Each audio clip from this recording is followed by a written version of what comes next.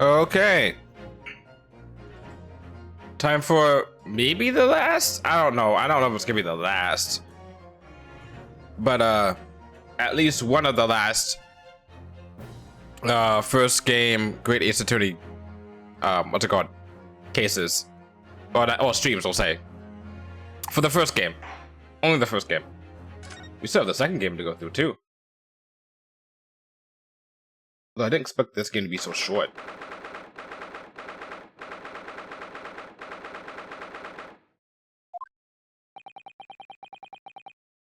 Alright, I need a refresher. It's been a week.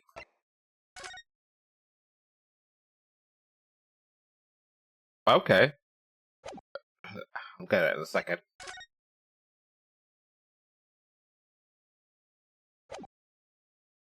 Okay. We started this case going to the pawnbroker. We went for a coat. Well, we went for his violin. Gina walks in, she has a ticket for a coat. Coat that she acquired, I don't know why I don't show him, from that McGilded guy. Right? She got it from the McGilded guy. And he's like, make sure you get it, or else. Oof. I just eat like a lot of like spicy food. I think it should be good now. This dude comes in, posh asshole, and then he's like, hey, that's my coat. And at first he believes him, but then Sholmes comes in and is like, haha, bullshit. And he's like, how'd you know? And he's like, haha, deduction. And then we solve that. And then she gets the coat and gets, I think she gets the coat and gets the disc. Or he gets away with the disc. I forgot. No, we get the disc. Because then he comes and is like, give me the disc. And then Sholmes makes a copy of the disc, I think. Using fudge. Or some shit. Then we're all having a good time. And then we find out that this guy summoned him. Sorry. Is that his first name? Mao? He summoned her to tell her, hey, your father is not doing well. You have to go home. That's right. Okay, you have to go home. And she's like, sure. Which I still think is a setup. And then she tells us that, oh, my dad went to a faraway land, who we know he was the victim of the first case, but I don't think she knows that. And she wrote a book. She wrote a book about his last story. And then you find out in his last story that he saw that story and he was like, you cannot release this story. So he quote unquote locked it up, right?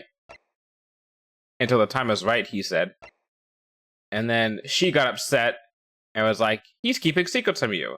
So then she broke into his place to try and get, supposedly she broke into his place to get her novel back because he put it in his place.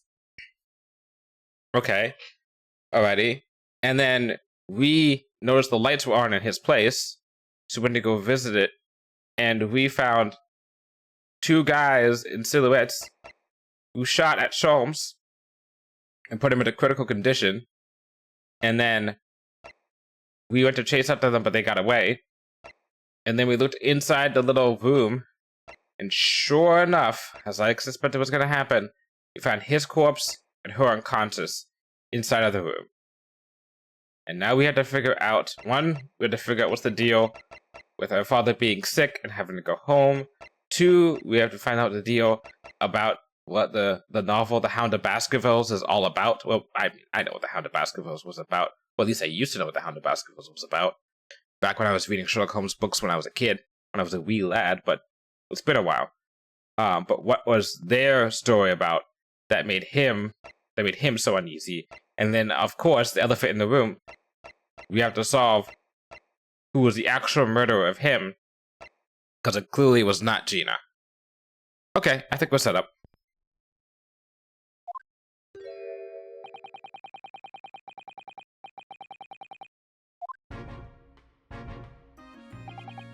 Hello, County Inspector. Do you have a minute, please? Ah, my nose is stuffy after eating spicy food. It should be the opposite effect. What is it now? You should go home and get some rest. Here you are, Gregsy. Here are the representation papers. Your ladyship. How? I don't believe it. How the devil did you get that stubborn little ragabass to sign that? I salute you. That is good work, that is. I can see you've been very busy here as well.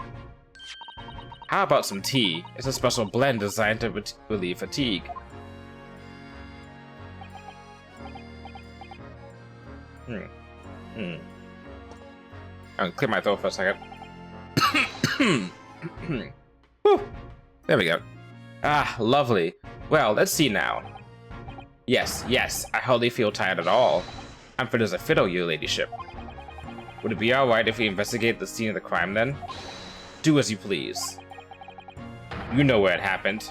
Through the door back behind the counter.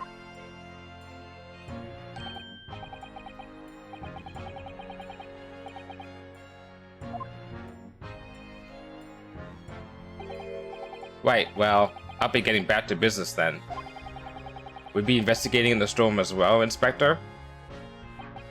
If I'm perfectly honest, we need to wrap this up before long. Can't afford to spend too much time on it.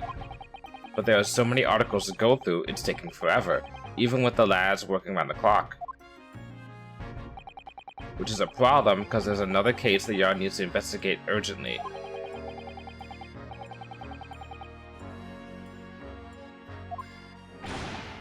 So what I'm saying is, don't get under my feet, Sunshine. I've never heard that term before. Come then, let us not waste any time. Let's move it.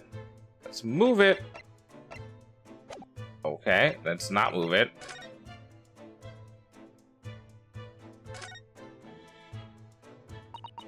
Behind that door is the storeroom, isn't it?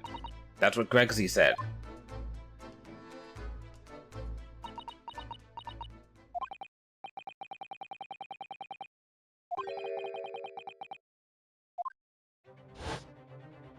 Is this the first time seeing a... No, wait, no. It's not the first time seeing a murder scene, right?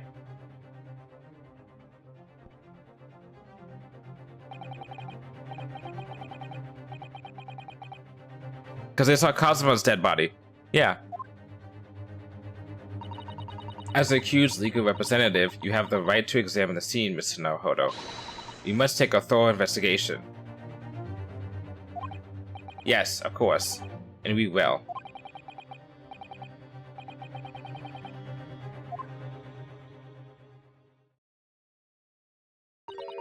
Don't worry, if there are clues in there, I'll find them.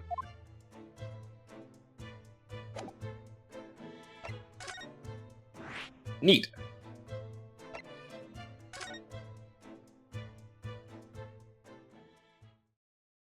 Ah, my neck.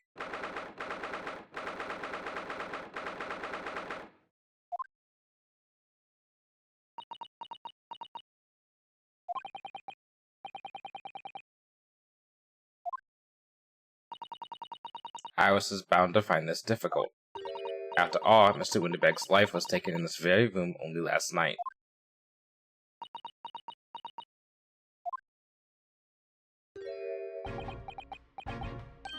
Ah! No, come back! Wait, Inspector! What is it now, Sunshine? You took one look at me and tried to run away. You think a Scotland Yard inspector would run away from some jumped-up little defense lawyer, do ya?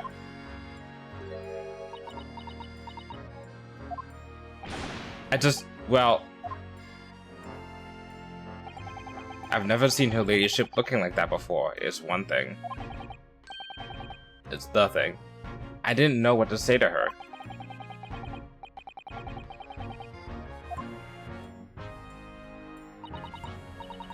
I'm afraid this is all a little much for young Iris. Some gentle reassurance might go a long way, perhaps, Inspector. Eh?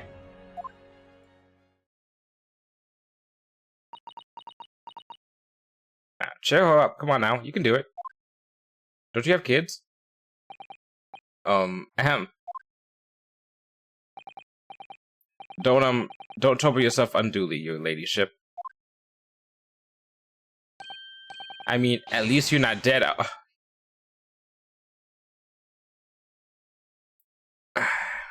Yeah, sure, okay.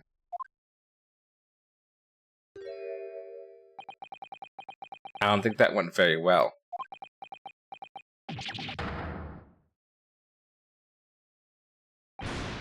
Look, I'm in the middle of an investigation here, Sunshine, and I told you not to get under my feet. And we have investigating to do ourselves. Yes. I'd like to hear more of what the socially inept inspector has to say. Oh, Hurley.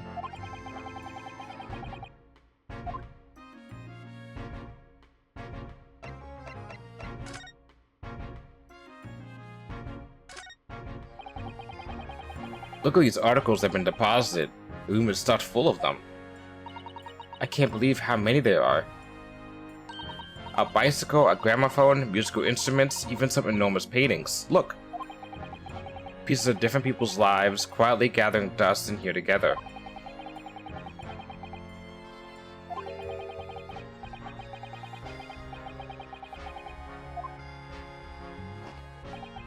Not much I can do about that, Sunshine. I wonder when police started to use chalk outlines. I should look that up. Okay, that's the elephant in the room. Other than this, there are 3 things that are important, I think. 1, 2, and 3. So we do them last. Or, I guess next, because, like, there's nothing else I can look at. Holy shit. Damn, alright. Out of all the articles in the storeroom, this is the only thing that shows any sign of being ransacked. Ah! What is it, Iris? That's the box file that my manuscript was being kept in. Of course it is. Oh!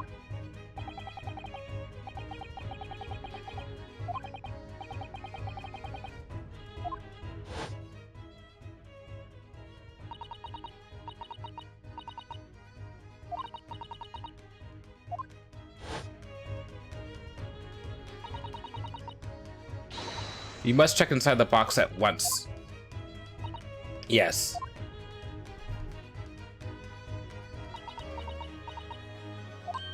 Ah! It was there. Iris' story was there. Interesting?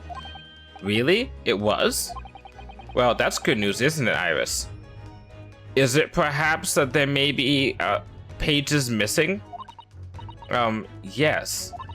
I mean, of course I believed Hurley when he said he deposited here, but still. It's a relief to actually see it.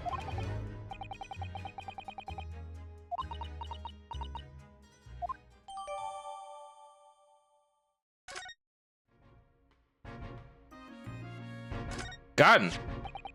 This is a revolver. A real one. And quite possibly the murder weapon used to take Mr. Winterback's life.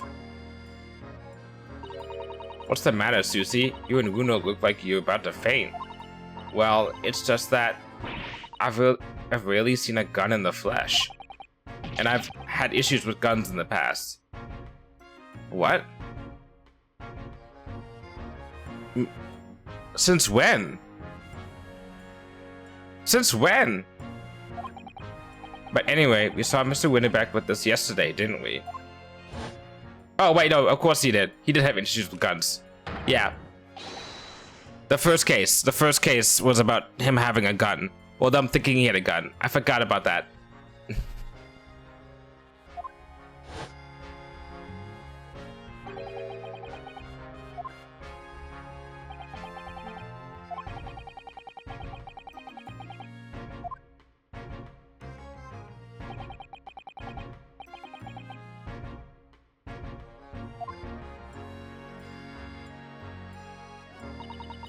Mr. Winbeck told us that he'd only ever had a single bullet loaded in his revolver, didn't he?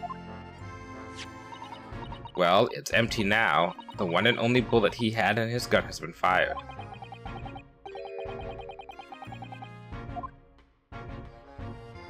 Okay. And dead body time.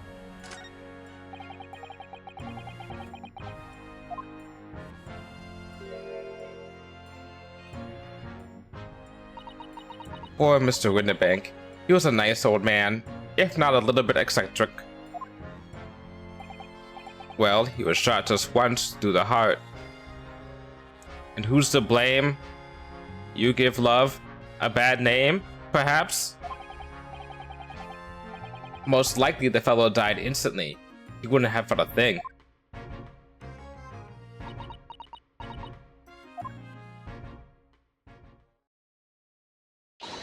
Aha!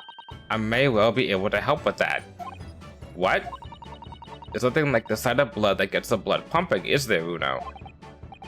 I have a feeling I'm not as bloody-minded as you, Iris. I'm afraid the sight of blood makes my blood run cold. There you have it, you see? When it comes to blood, we're all different types. Yes, what a scientific observation. So you need this. Oh no, what is that scary looking thing? Hurley and I haven't actually come up with a name for it yet. Is it Luminol? But as soon as you see it in action, you'll understand what it does. Watch.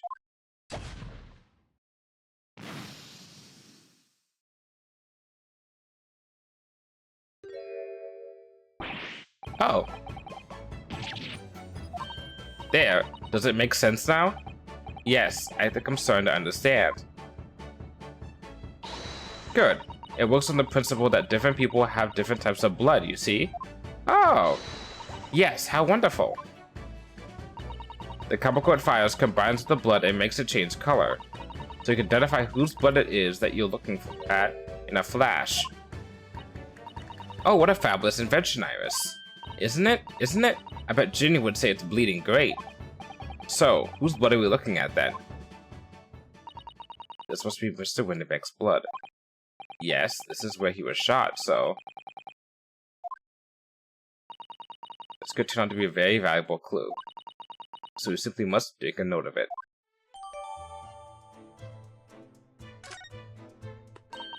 Let's keep testing and adding results of any other blood analysis to the portfolio.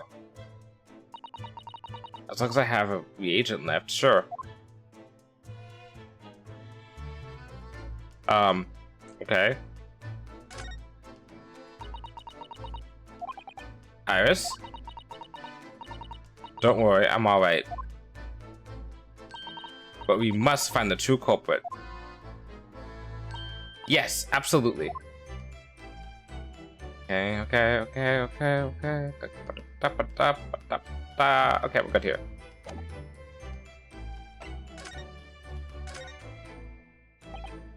So, Inspector, what do you make of the crime scene here? Pshaw, you've got eyes, haven't you? Use them. This is what it looks like. Nothing more, nothing less.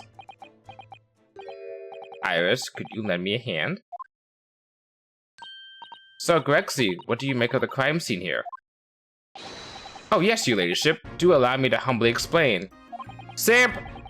Last night, shortly after the hour of 1 o'clock in the morning, Scotland Yard police attended the scene. The one and only door to the storeroom was found locked from the inside.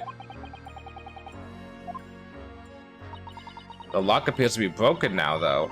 Was that the police officer's doing? Quite right, ma'am. Quite right. We took the liberty of smashing the door in as humbly as possible. Oh. As you can see, the victim was discovered prostrate on the floor, thus wise. And next to the aforementioned body, we discovered the vile gutter child. Damn, son, can you not? Are you talking about Ginny? She's my friend, you know, Inspector. Miss Lestrade, the hapless girl, was caught.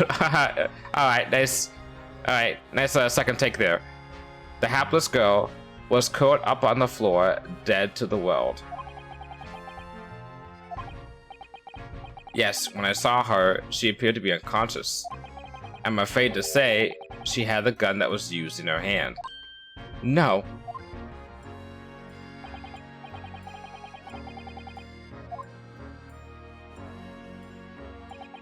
In her pocket, we found the key to the door as well. What? The key to the storeroom? And you say the storeroom had been locked from the inside, Inspector? Correct. All of which leaves her ladyship's friend in something of a sticky situation, I'm afraid. Yeah, the gun's one thing, right? I mean, Tomo could just put the gun in her hand and then leave, but the key makes this a lot harder, honestly.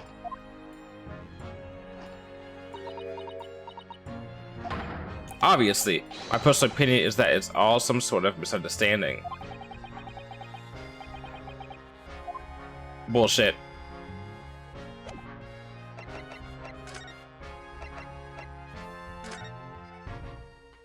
Okay, now look at this.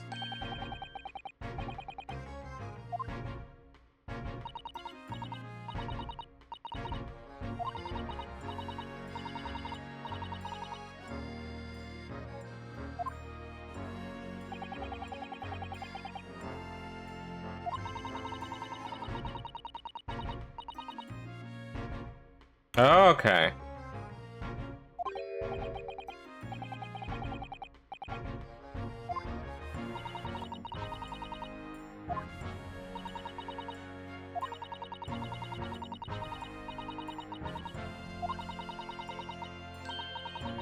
Oh, wait, good point.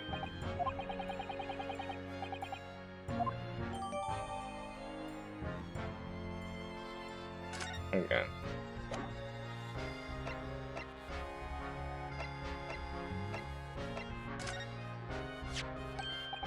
Is that what I think it is? Your ladyship's latest?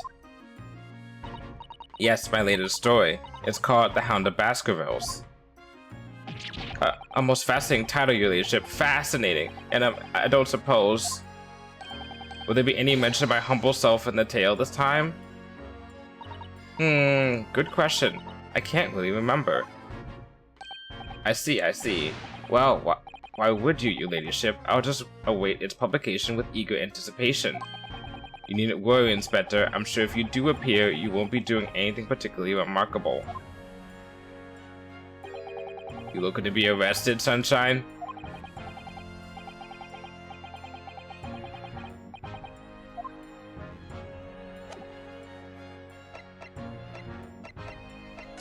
Can I present the ticket to him and see if he... No, okay. Oh, okay. Inspector, what do you make of this? Oh, it does work. Ah, what have we here then? A redemption ticket for an article deposit here, is it? Looks like someone ran out of office stationery and wrote the ticket on whatever paper was to hand. Yes, this is the ticket for McGilda's overcoat. The one that little diver turned up with yesterday. Oh, actually no, it's not. Oh, welcome on in, Venti. Welcome to some Ace Attorney.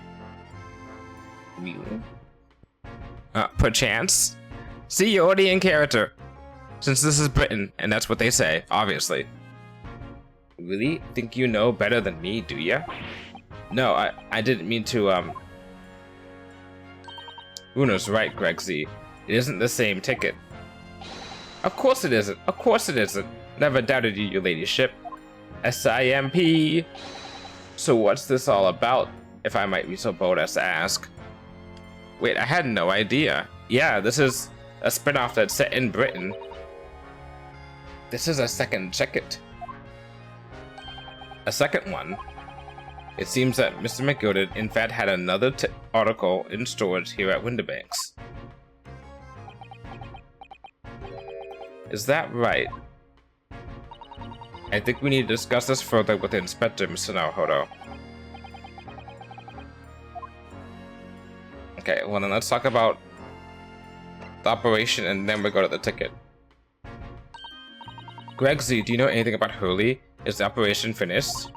Is Hurley alright? Is he? Well, the thing is, don't mince your words, Inspector, please. You don't mean to say that Mr. Sholmes is... No. The operation's done and dusted. Oh, good. Okay, so he's alive. It's just that, well... Out with it. Yes, ma'am. They use something called a general anesthetic. It's the latest thing. Renders the whole body insensitive. The whole body anesthetized. Is that even possible? It means the operation can be completed while the patient is fast asleep. Goodness, in the Empire of Japan, we can just manage to provide laughing gas for a tooth extraction. The trouble is, the latest thing isn't always the greatest thing, if you follow my meaning. They couldn't get the medication to work at first, so it took hours for him to nod off, or so I hear. And now that the op's finished, they can't get him to wake up, apparently. You put too much fucking anesthesia in him and now he can't wake up? What the fuck? Oh boy. Oh my. No one knows if it's the anesthetic still in his system or if the bloke's just plain exhausted. But anyway, all they can do is stand back and watch until he comes around again for the most cinematic time. So he's essentially half dead. Yeah, he's not necessarily in a coma, but he is very unresponsive. I guess he's just sleeping. I mean, if it's anesthetic, this puts you to sleep, but like he's out cold. I mean, if this is early 1900s Britain, I mean, it's not like they have the best medicine anyway. Hurley. The moment he opens his eyes, your ladyship, I swear I shall get word to you.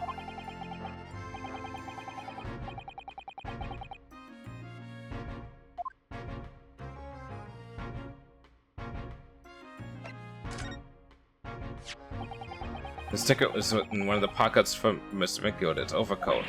Eh? You mean to tell me? Yes, there was more than just a music box disc, it seems. I should have insisted on the lads taking it back to the yard and examining it properly. Well, according to the details on this ticket, Mr. McGilded deposited another article here with Mr. Windibank. Yes, I can see it written here. A small box, was it? Do you have any clue where it is, Gregsy? Any at all? There's another article belonging to Mr. McGilded. It could be an important clue. Well, yes, I suppose it could be. Did you lose it? Please, stop looking at me with those big turquoise eyes, all full of hope and expectation. It's too much pressure. I'll lose my marbles, I will. I'll go barking. This is no time for dog impressions, Inspector. That's enough sauce from you, Sunshine. There is one thing that springs to mind. According to this ticket, the redemption deadline's already passed, hasn't it? Oh yes, of course. Articles are only held for 2 months. So the small box will no longer be in here then. That's right, it's been forfeited. Which means it could be on the shelves in front of the shop where the forfeited items are offered for sale. I bet your ass though it's one of the things that those people took. Yes, the shelves in the front. We must search them at once. You're wasting your time. Oh. There are dozens of little boxes out there. Hundreds even. Can't possibly know which one might have been McGilded's. That information is not written in the ledger. Well, I think we should at least have a look, just in case. Of course, your ladyship, of course. Very sensible of you, I'm sure. Okay, whatever. Alright, we're going back out there.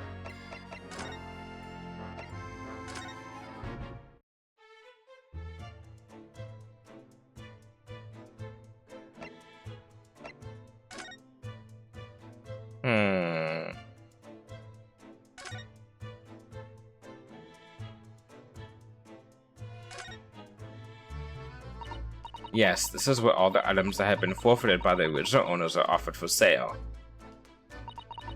That's right, they've all gotten their little price labels on them, but there are so many. Next time on Pawn Stars! I've never seen an episode of that. I don't think I have. I wonder if the small box this ticket was for is still on the shelf somewhere. You've heard of it? Yeah, I've heard of it too. It's one of those things I think I've seen passing and I've heard of it, but I've never actually seen it. It's like that in like Hoarders. A lot of like reality TV. Yeah. I was a Boomerang kid. Yeah, same. I was a very, cartoon person kid. I was, watched like Cartoon Network, or I guess Nickelodeon. Eventually, once we got Disney, I watched Disney, and then I watched some live action stuff. But not a lot of live action stuff. Although, when in my middle school years, I think I started to watch a little more live action stuff. Yeah, that sounds about right. What was I watching? I do remember watching Forensic Files. That was fun. And if it were, Forensic Files, a little Law and Order, a little CSI. I think I'm noticing a trend, a huge pattern, if you may say so. What was I? Oh yeah, even if it were, finding it promises to be very troublesome indeed. There's so many boxes, it could be any one of them. Mr. Sholmes said that a pawnbroker's was the safest place to store anything. Makes more secure than a bank's vault. So perhaps the small box of Mr. McGilded's contained something of very great value. But if that's the case, he'd probably have kept it locked. So then we need to find every box with a lock and break them all open. Hey, yeah. That sort of misconduct would get you arrested. I won't let that happen.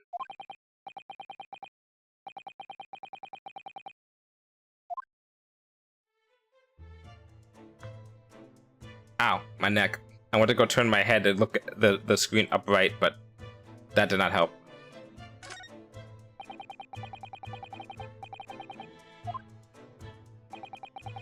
Instructions from the yard would be to examine every article in the shop and every ledger and book of accounts. Every article? But that's a ridiculous amount of work, surely. We've been hard at it ever since the shop was declared a crime scene in the early hours. We're sifting through it all in shifts at least, but still. We'll be working through the night, that's for sure. And even then, we'll barely have scratched the surface. It's every copper's worst nightmare, you know? A crime and a pawnbroker's. That's what I just said.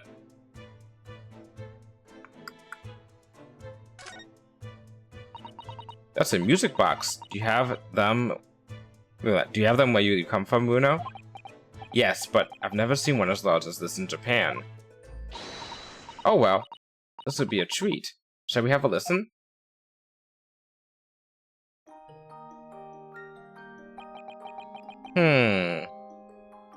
This is nice music. What do you think? Isn't it a pretty sound? It's a beautiful sound, yes, but it's a little hard to enjoy when all the policemen in the room are giving you fierce looks.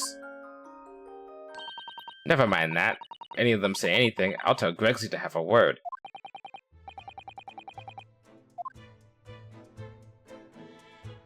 Who made this 10-year-old a leader of Scotland Yard? De facto leader, we'll say.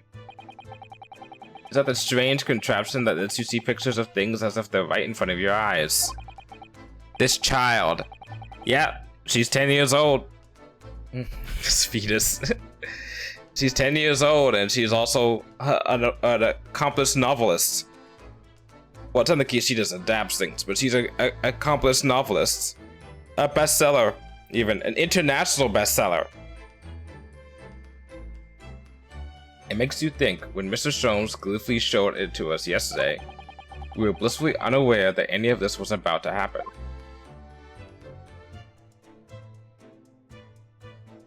Where am I looking for? Wait, what am I looking for? Where am I looking at for that stuff? Shh, keep it down. Oh, sorry. There's a major clue just there. Really? We must tell Gregsy at once. But as soon as I report it, that'll be it. I'll be stuck here even longer. Stuck here? What do you mean? I haven't been home in 2 days already. I need another constable to relieve me and take over my shift.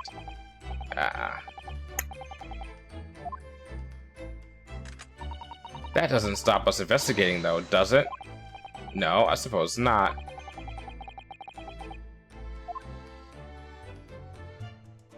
These guys just want to go home.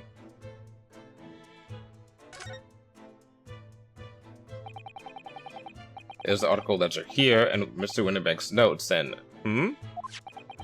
What's this? It looks as though someone has left a little photographic print behind. Oh, look on the back. There's some writing.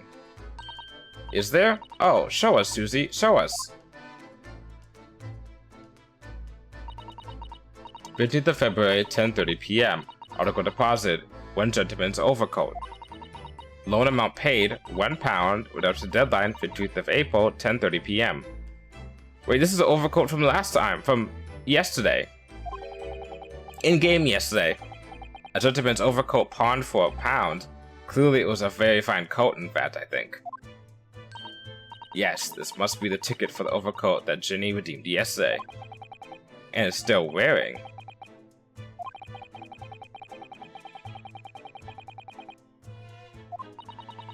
It seems Mr. Winterbeck just used whatever piece of paper he happened to have on hand. But this photograph of a cat looks very familiar, doesn't it? I'm sure I've seen this exact same picture somewhere else recently. Oh, yes, you're right. Very recently. It's the same as the one Ginny gave us earlier. Of course, I was forgetting that she gave us that print. Not that behind those little eyes. No, she's smart, But she's like, what's the word I'm looking for? Eccentric. Well, what are you waiting for then, Mr. Naruhodo? Get it out. Oh, I see what was supposed to happen. Oh, the cat. Oh. Yeah, I could see that. Yes, they are exactly the same. Wait a second. Two pictures very alike. Right next to each other. And we have that stereoscope on the right side. That makes two pictures very alike right next to each other. We gotta go back to the stereoscope. I've got it. These two photographs hide an amazing secret. A secret? What does she mean? You must tell us, Iris, at once. Do you really want to know? I already saw it before you did, Iris. You can't beat me in a game of thoughts and intelligence. Okay, you can, but still. But I think I get it now. I was supposed to look at that photograph first, then look at the other photograph that I had, this one, to determine stuff was on the back of this, and then start the whole entire conversation about the box that we're looking for. You cannot outbrain me? Exactly. What's that line that one Bolo was like, do you know who I am? I am me. Or something. So, Iris, about these two photographic prints. The one we found here on Mr. Winterbeck's counter, and the one Gina gave us before. They're a little bit off-center from each other. What is the amazing secret you mentioned that's hidden between the two identical prints? They were supposed to be put in the stereoscope. Actually, that's not quite right. Sorry, they're a little bit different. If you look carefully, the two prints aren't the same. Oh, really? Not exactly. They're not? Have another look at them now.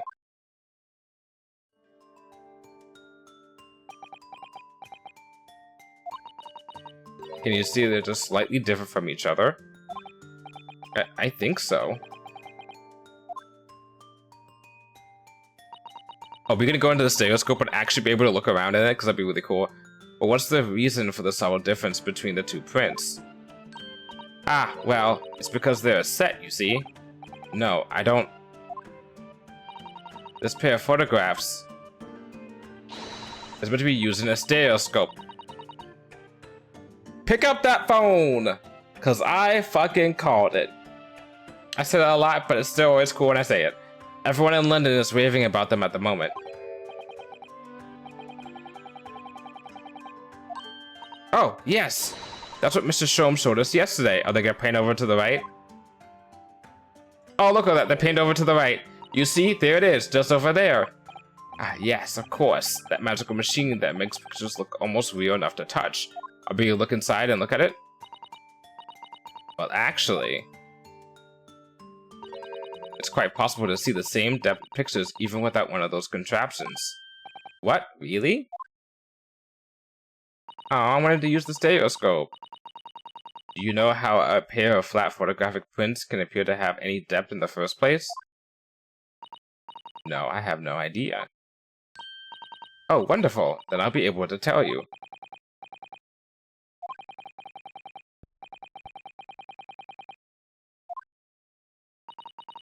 I, for one, simply have to know.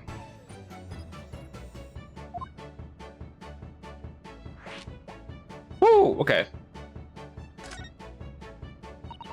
Have you ever considered, Bruno, how I see depth in the world around us?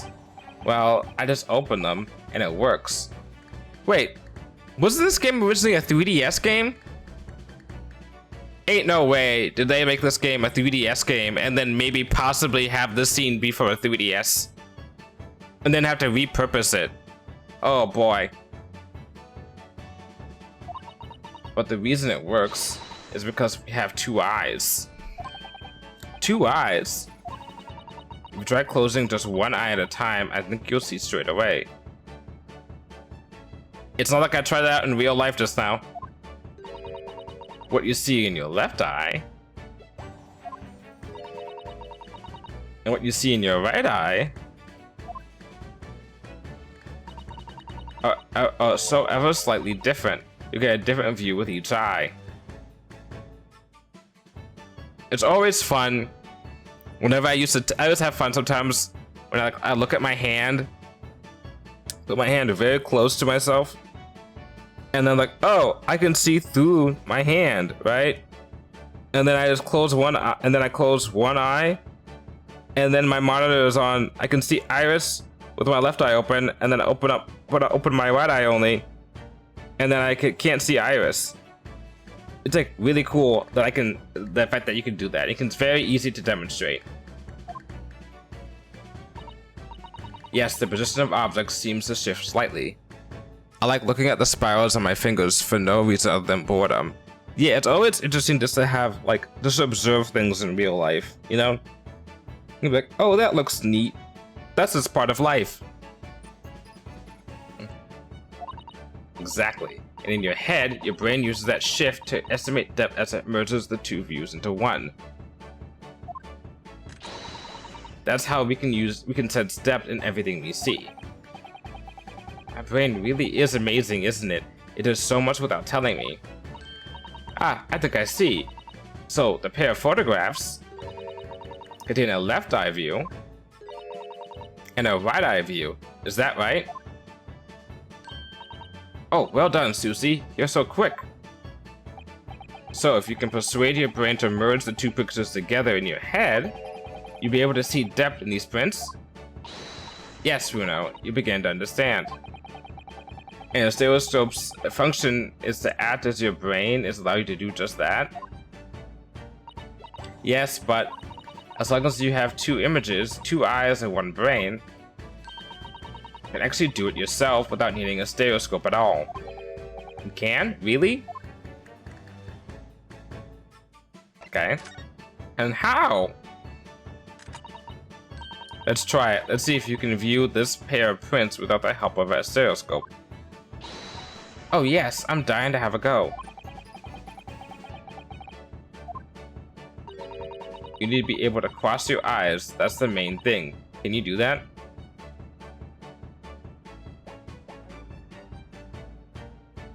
Yeah, kinda. Cross my eyes.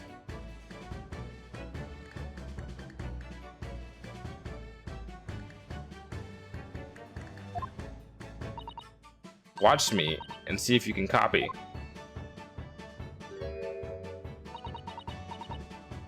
Make your eyes do this. I think the trick to crossing your eyes is like trying to look at your nose with each eye. Because my eyes have become a habit thanks to Magic Eye. Wait, what do you mean by oh, like is a Magic Eye like what is Magic Eye? The book with the optical illusions. Oh, okay. Let's see. Let's see if I can do it.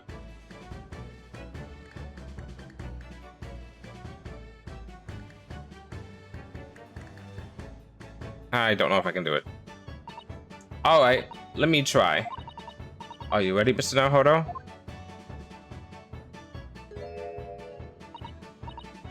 There, how's that? Wonderful, now it's your turn, Runo. I have too much ADHD to do it. Like, my eyes keep on moving around. I don't want to focus on one thing all the time, so that I can't, like, it's really hard for me to...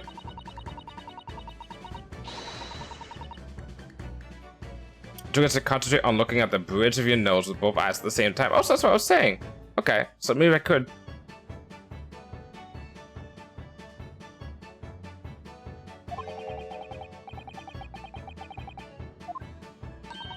Alright, that's enough practice. Let's try looking at the prints. Start by staring at one print and slowly crossing your eyes.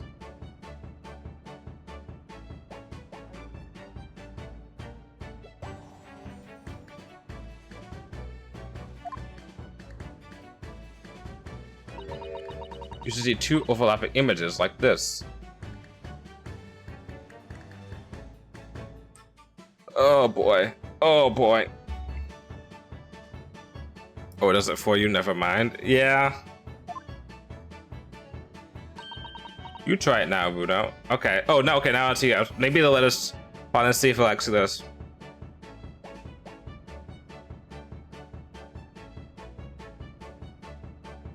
Hold on a second, I'm getting closer to my monitor.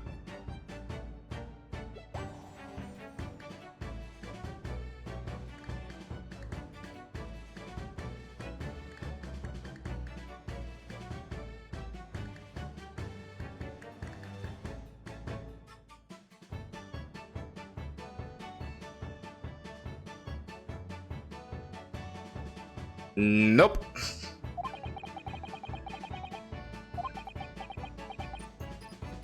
Oh, there's supposed to be two images? I think there's supposed to be a little bit of overlap. Let me try something.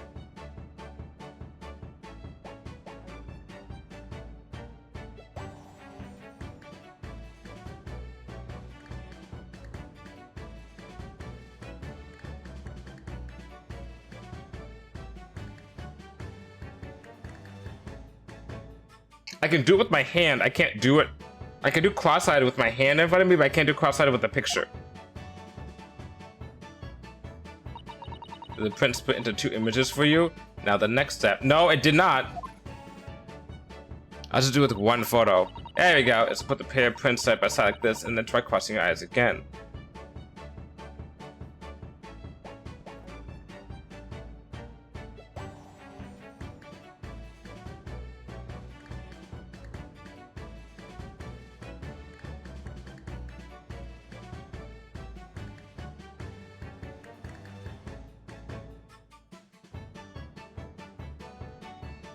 The fuck? I can't do it. Got to go directly on the camera in the second photo. Yeah, it's the prints will go together until they form a new single image in the center. Oh yes, Mr. Naruhodo, it works. I can see it in the middle now. It looks so real. Oh, I could look at it all day. I wouldn't advise that. Your eyes might start to hurt. This might be easier to do on a 3DS with a smaller screen because it's less screen area to cover, which means it's easier for you to put the images together in my mind. But on a computer monitor, it's a little bit harder, as in it's impossible for me. Your turn, Runo.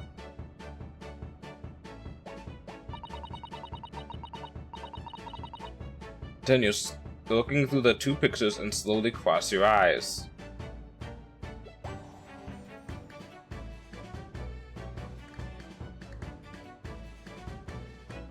Oh, try looking through the two pictures. Alright, hold on. Okay.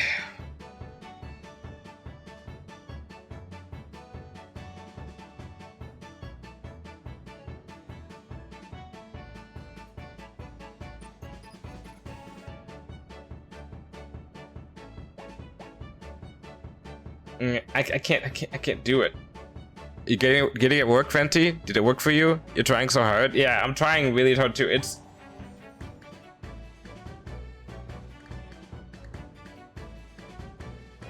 The cat looks 3D. That's the effect it's supposed to have.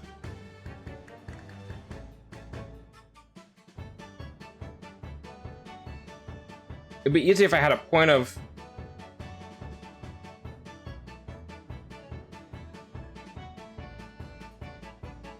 Now, hold on.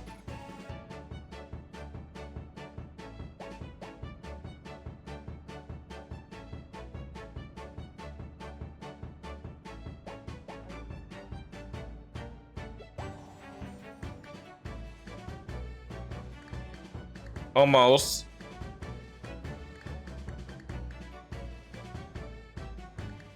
Almost had it.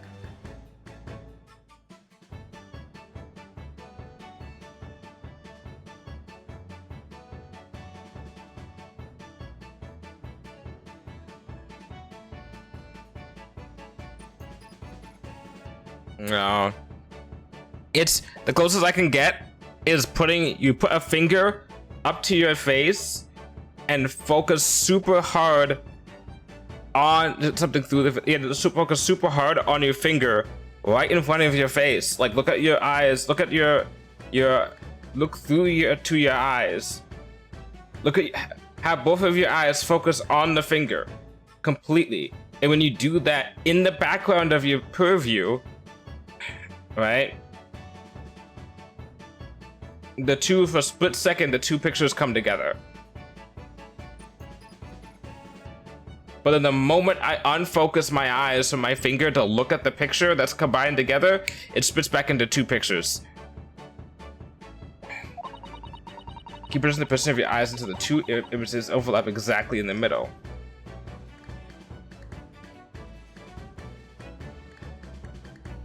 Like if I had a focus on the screen that wasn't... Yeah, I'm trying, Iris. I'm trying so hard.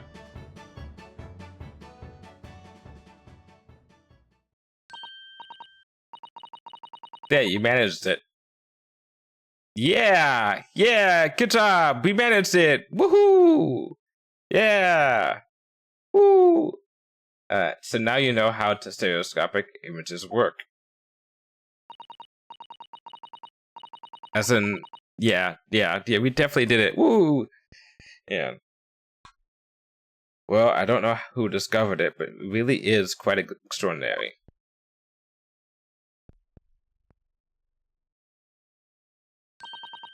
So what do you think of these stereoscopic prints then, Runo? They're great if they work. It did not work. But we'll say that they're pretty cool. They're certainly amazing, but it isn't easy to get the knack of viewing them properly. No, some people find it easier than others. Well, that's why contraptions like this exist. People who find it tricky. Oh, I recognize that. We saw one over there yesterday, didn't we? If I remember correctly, you press this little knob here and set that pair of photographs in the stand at the back end.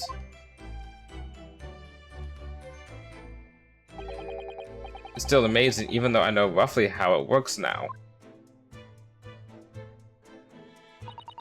Well, London seems to agree with you. Stereoscopes are very popular at the moment. You can find one of those folding contraptions in lots of households in the capital currently. Yeah, this was definitely made with a 3DS in mind and not with like the PC and other consoles in mind. But these little machines are so affordable. Surely there's no need to go around staring cross-eyed at pictures like you hate them. But it's much more satisfying to be able to see the effect with your own eyes. Well, I think so any case. Alright, show off.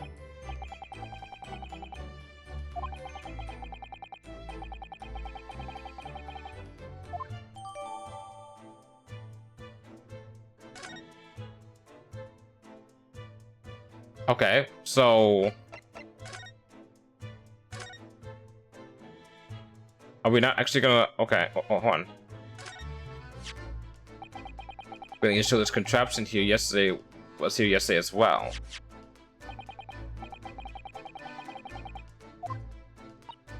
Oh yes, that's a floating stereoscope. Really? This is a stereoscope? Mr. Sholmes showed us a picture yesterday that you were supposed to be able to see in 3 dimensions. But for that he used the great big contraption over there. Ah, well, that's for use in public houses and places like that. It contains a carousel with all sorts of pictures inside. But this little thing is a much simpler design for use at home. There are special shops selling prints you can use in them. I have a little collection myself.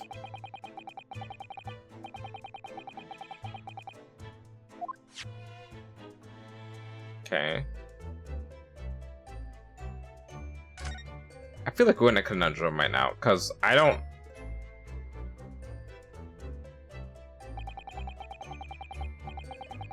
The ledger that's open on the counter there, it really is enormous, isn't it? It must be an awful lot of work to keep track of all these hundreds of items in pawn.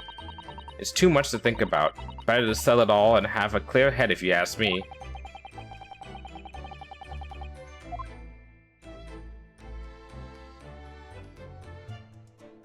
Have I actually, like...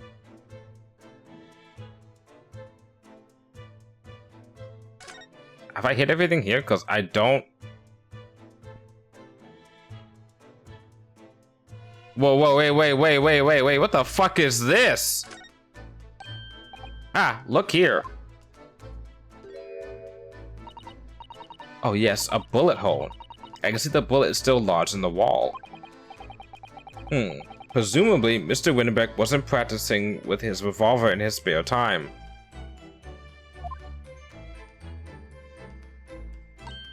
Ah, well. Mr. Sholmes likes to practice in his drawing room whenever he can. He's very patriotic like that. Definitely not threatening at all. No, of course not. A bloody calendar? Sorry? It's all there in the Adventures of Herlock Sholmes, you know. Isn't that right, Iris? Ah, did I write something like that? Partly in jest, perhaps. In jest?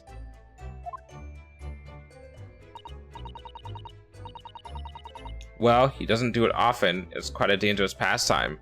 Sounds inviting to me? Yeah, of course not. How would you feel if you went to a place and had a bloody calendar? Bloody Monday.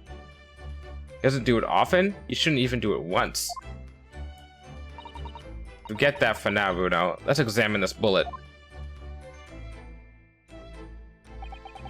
What's that around the bullet hole? Is it blood?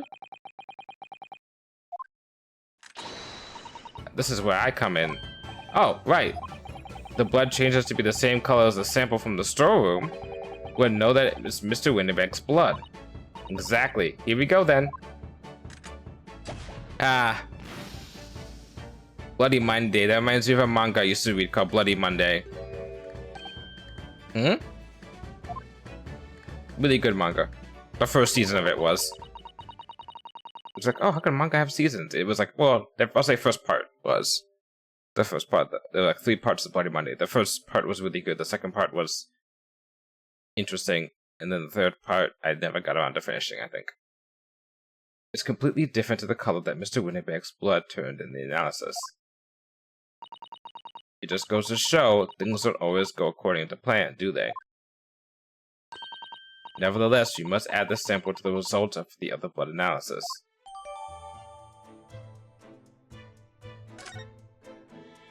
Okay. Green blood. Just seems wrong somehow. Oh, there are all sorts of different colors. There are pretty pinks and purples too, you know? Like I said, everyone's blood is different.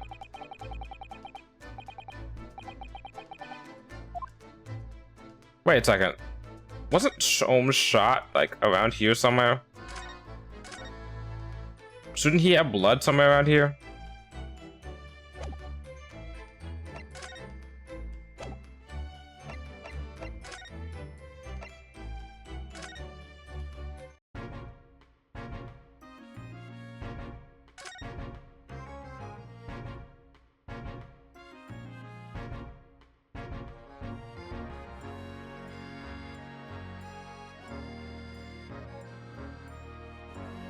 Do I really have everything here? Quite the conundrum I find myself in.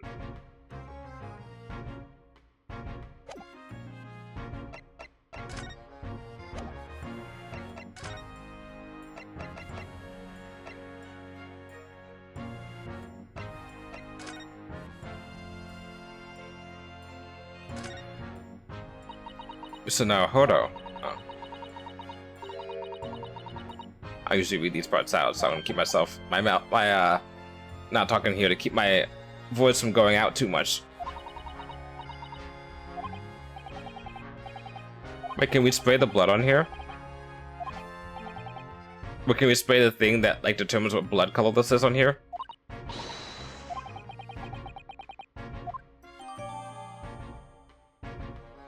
Oh, okay. Okay, there we go.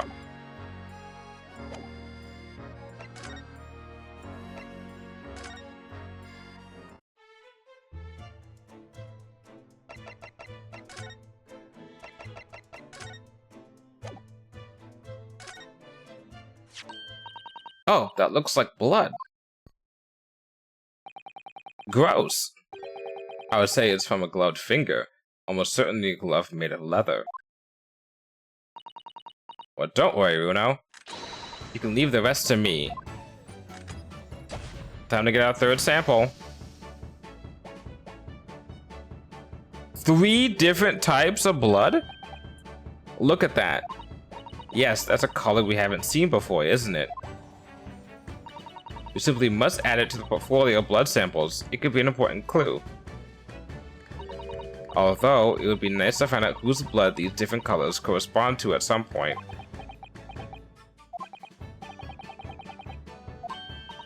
Oh, you have an idea, don't you? You have an idea, haven't you?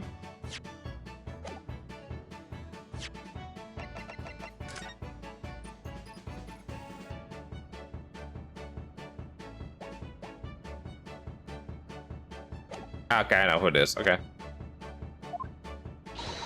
Do you know whose blood this is? Yes, I have an idea whose blood it is. Not from the color it turned, but with a little deduction. That's right, I think it's clear. Iris, you know as well? You first, Runo. Who do you think it belongs to? Okay. Thrice-fired Mason. Yep. Because it's gloved blood, right? So it's blood that came from a glove.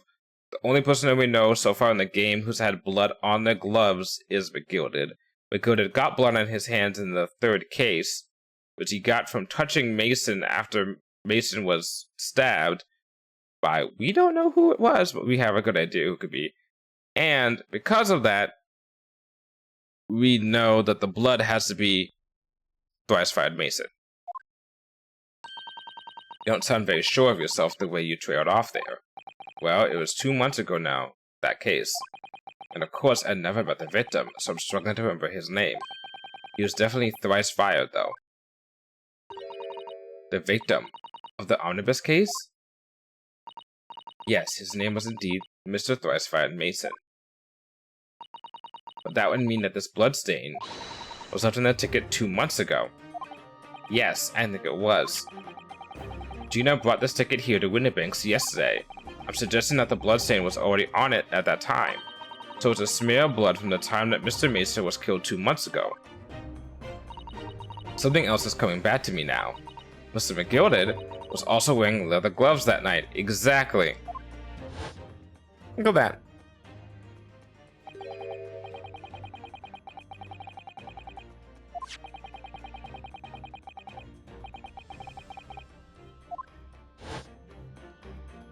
Glad I remembered that.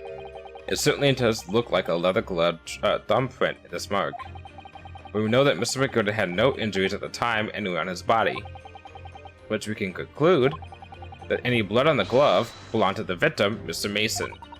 Mr. Naruhodo, you sound just like Mr. Sholmes. Is that a good thing?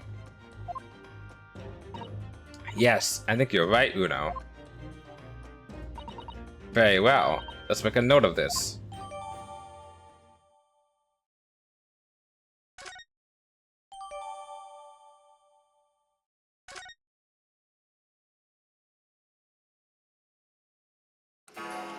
Oh, jeez. Clock jump scare. Nearly jumped out of my skin there. How could Mr. Winnebeck set up such a wicked trap? I doubt he set out to scare anyone. Is that really the time? I think perhaps we should pay Gina another visit soon. Oh?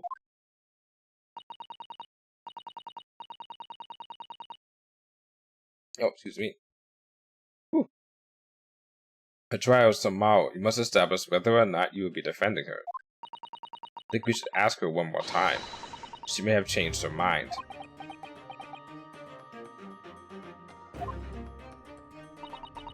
Don't you remember, Bruno? You told her she could rip up the representation papers if she didn't want you to be her lawyer. Really? Did I say that? Yes, you did. The deadline for submitting the paperwork is fast approaching.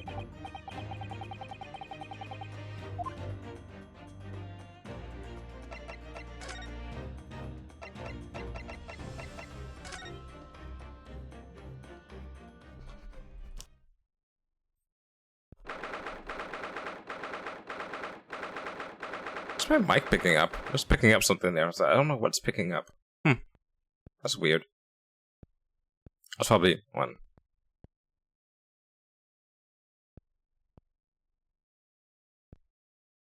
Oh, it's picking up, I guess, me moving my headset around or something? That's what happens when I lower the noise gate.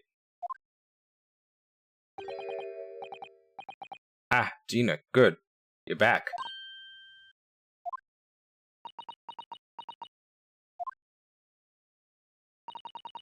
Police must have finished questioning her then. Oh, how was it, Ginny? Was it awful? Eh? Oh, didn't bother me. Thank you for the papers you signed before. It meant we were able to investigate at Winterbanks. Oh, right.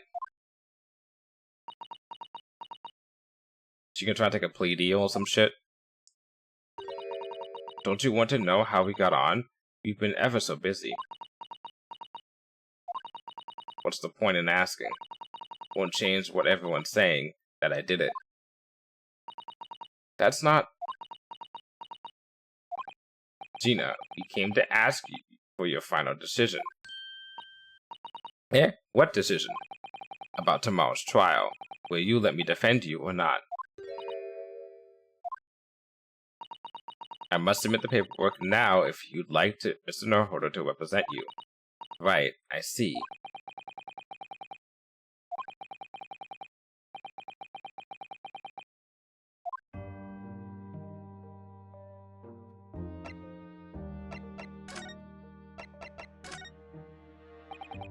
We found this in Mr. Winterbank's storeroom. The manuscript of Iris's latest story. Ah! Oh, right. Well, that's good then. Curiously, the storeroom at Winterbanks showed no sign of being ransacked for items of value or the like, with one exception. The box file that housed this manuscript. It was you, wasn't it, Gina, who broke open the box containing the manuscript last night? Eh?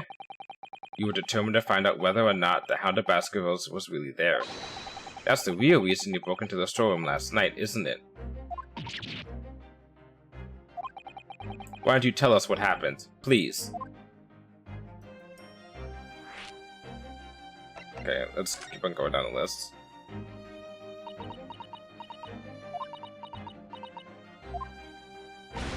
Oh, alright then. Blimey, give it a rest with my eyes, Iris. So come on then, fill us in. Who done it? Unfortunately, we don't know that yet. You don't say. We don't know yet, Gina. But Mr. Naruhodo and all of us know that you are innocent of this crime. Not exactly, but sure, yeah, let's go with that. While we haven't yet managed to work out who the real culprit is, there are a number of interesting facts that we have managed to establish. Oh yeah? Like what? Well, for example, the reason for you being there in the first place. I think I know now why you broke into Windibanks that night. Let me check the court record. Let me check. Is anything on there?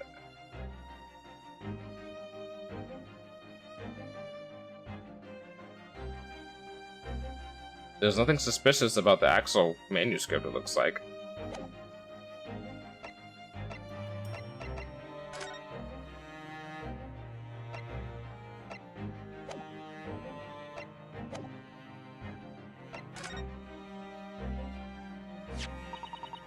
We already have the representation papers and other documents we need. All we have to do is hand them to the court clerk. That is, if you allow me to represent you in court tomorrow. Nah, don't bother. Ginny, whip him up and check him, would ya? Them representation papers or whatever they're called. This cell ain't fancy enough to have a bin. So, what will you do in court tomorrow? I'll be finding me own. I don't think you will be.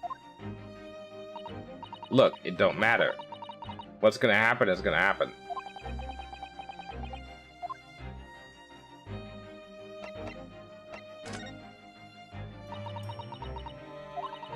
Alright, yeah, this Baskerville story, it's the latest Sholmes adventure, right? But it ain't been printed yet. So I figured, it gotta be worth a fair few pieces of silver, right? Oh, come on, just a minute you did it for Iris. Oh yes, at least a 5,000 pounds. What? So, you intended to sell Iris's manuscript, did you? No. Ginny, how could you? What? Wait, no, hang on. Of course I wasn't gonna sell it. All I wanted to do was find out if the mental script, or whatever you call it, was really there or not. That's the only reason I was in the place. For Iris's sake. Isn't that right? We got you. We knew why you'd done it from the start, Gina. Of course we did. But I knew you wouldn't do anything mean like that, Ginny. I just knew it. Well, when I saw the manuscript in the storeroom, it reminded me of what you said the night before.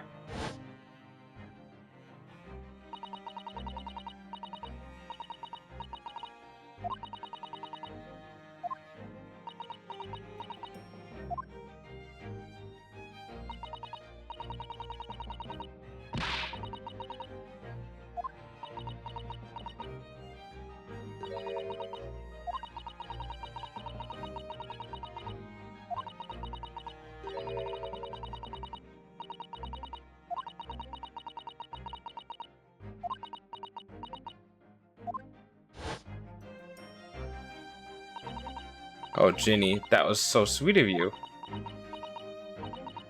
Alright, alright. I'll tell you why I did it. Just stop looking at me like that, Iris.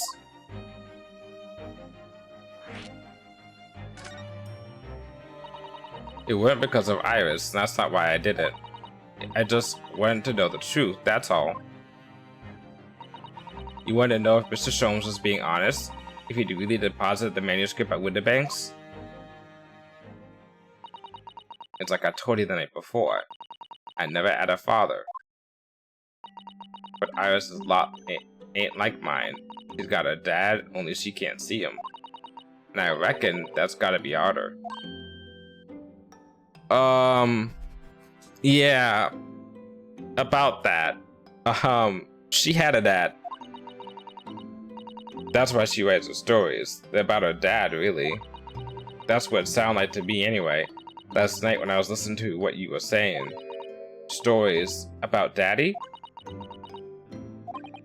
You mean they're not the adventures of a great detective? So much as the adventures of a great detective and his trusty partner? Well, that's how I see it, yeah. You're so thoughtful and so kind, Ginny. Yes, and we never thought any differently, did we? Look, give it a rest, will ya? I ate all this chubby nonsense. Yeah, I ate it. I don't trust no one, right? That's how I work. Because if you don't trust no one can let you down. so leave me alone. Go on, Scarper.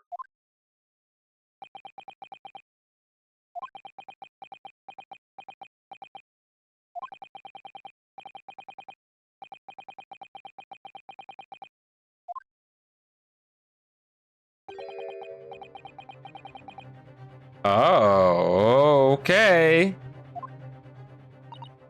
What? Why are you looking at me like that?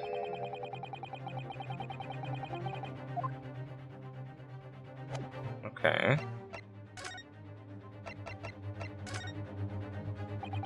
Those stains on the sleeves of your new coat, Gina. They're blood, aren't they? Not that I know whose blood yet. What? Blood, Mr. Naruhodo. You don't appear to have any obvious wounds yourself, though. So could it be blood that splattered from Mr. Winterbank when he was shot last night? Let's not beat around the bush here. This trusty friend of mine will get results much faster than anything else. Take it easy, Iris.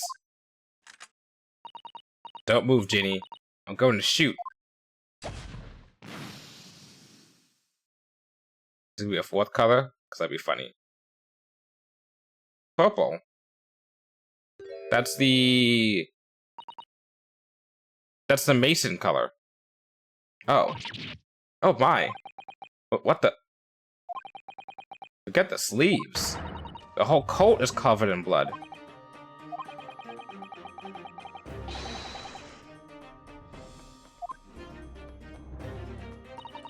And the blood has reacted with the chemical to turn a purple color, which matches one of the samples we've already collected perfectly. Yes, now let's see. Who had the purple blood? Ah, yes, it was the brickmaker, Mr. Mason, the victim in the murder case 2 months ago. What are you all on about? The victim? What do you mean?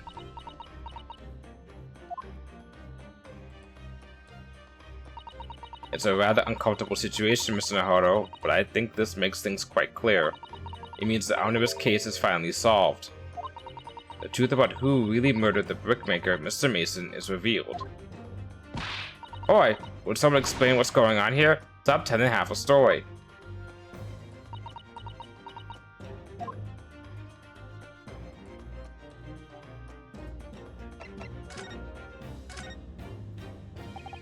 You can see now that the victim's blood is all over Mr. McGilda's overcoat. But in the trial 2 months ago, the defendant said this in his testimony.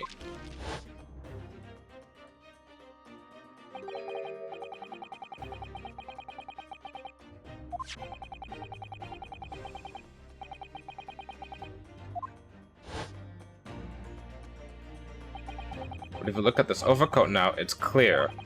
These stains couldn't have arisen from McGilda trying to pull the victim to his feet. No, if that was what really had happened, the blood would have splashed all over the front of the coat. Wouldn't have splashed. The only explanation for this pattern of blood is that it splattered over McGilda's coat when he stabbed the victim in the stomach.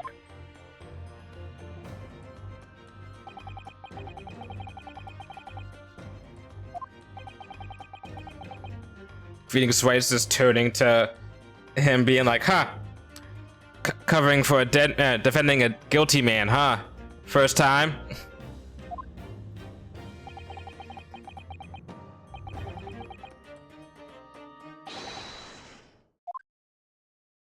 Just saying that was his second trial. That was his first time legitimately being a defense lawyer. He actually was defending a guilty man. Or a man that should have been found guilty. Mr. Naruhodo. A real killer, we'll say. That horrible case is solved at last. And I helped the man walk free from that trial. Use all that twisted testimony and all that sham evidence to prove his innocence. Ah, you didn't know.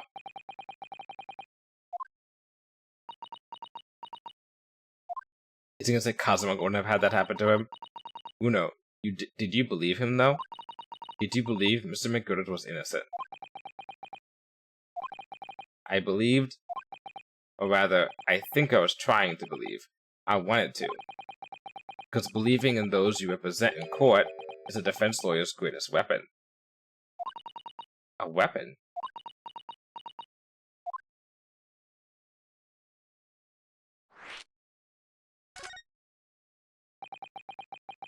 Before we came to Great Britain, a great friend of mine taught me a valuable lesson. You mean Kazuma-sama?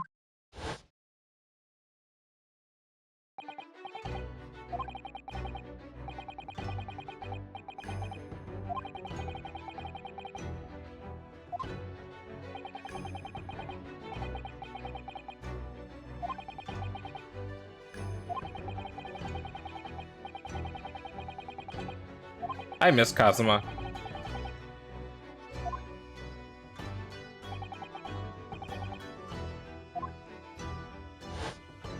Got good music.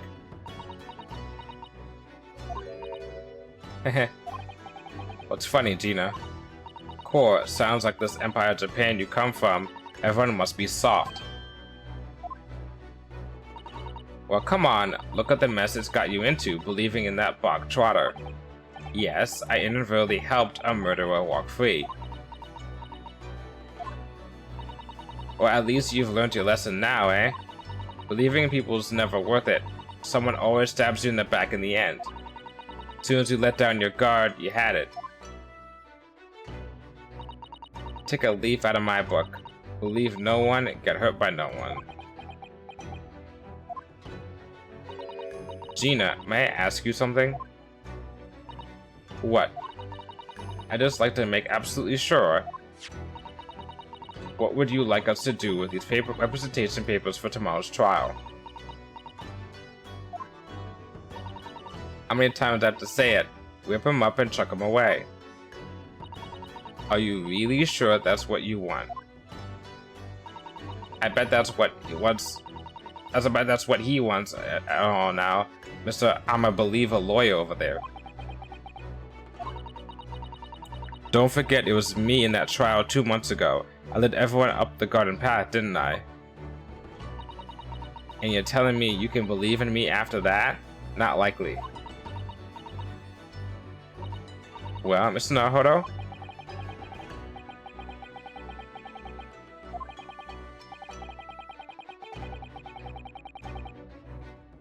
Yeah, I can trust her.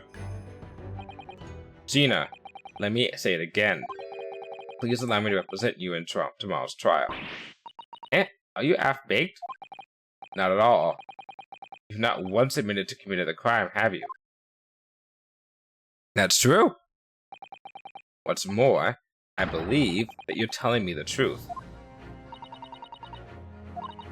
Seriously, Mr. Naruhodo, didn't you hear all of what I said before? I'm a born liar. Fibs just tip off my tongue, and I'm a diver, don't forget. I pulled the wool over your eyes 2 months ago and got you all in all sorts of trouble. Why would you ever trust me now? I just don't get it. Because you're telling the truth right now. You're admitting to your faults. You admitted that you wronged us. You're telling the truth.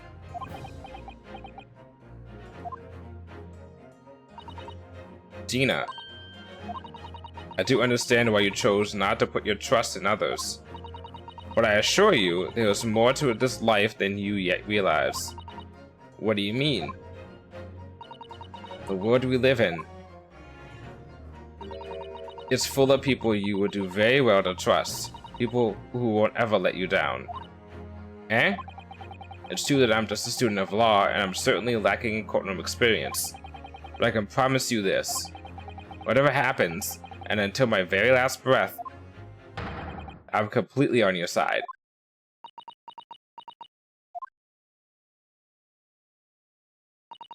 What do you expect me to say to that? She cried a little bit there. Then it's decided. I will take these papers now and carry out the necessary preparations for tomorrow's trial. It would be a shame to throw them away now after it's been penned with your name so beautifully. Do what you like. You Eastern lot are... I don't know what you are. I don't get you.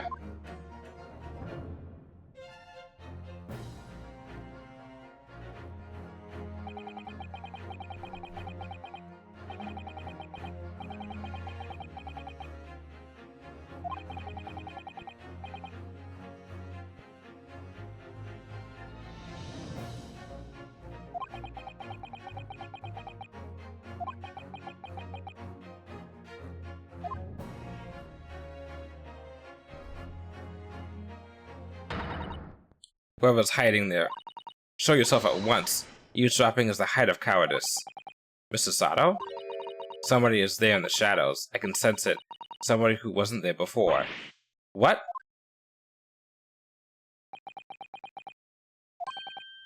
Blimey, you're sharp, eh? I suppose you were using one of those mystic Japanese arts, like the art of stealth I've heard so much about. If anyone's being stealthy, it was you, Inspector. Gregsy! Oh dear me, I'm most terribly sorry, your ladyship. I didn't mean to startle you. How long have you been listening in our conversation? Good grief, listening in? No. I just got word that there were some visitors who were refusing to leave even though it was after hours. I assure you, ladyship, I had only just arrived. This very minute, not a moment earlier. That's all it is. Nothing untoward, nothing at all. After hours? Is it that late already? So then, I'll humbly excuse myself now, your ladyship. Ta-ta, toodaloo, cheerio, all the best, bye-bye, and bye.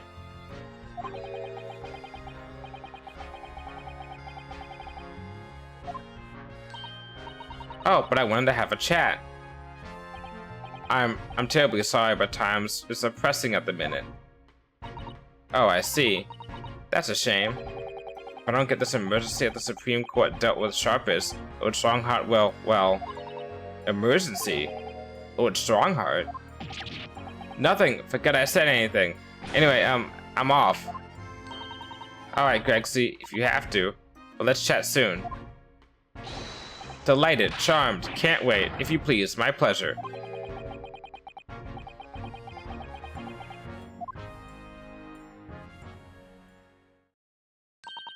Gregsy's so funny.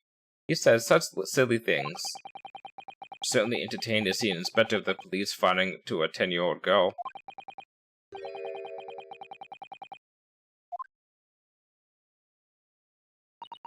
I must attend the court clerk's office now before it closes. Yes, of course. Thank you, Mr. Sato.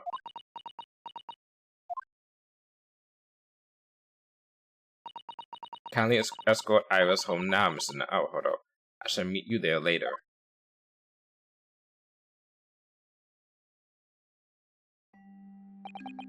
And so our investigation came to an end.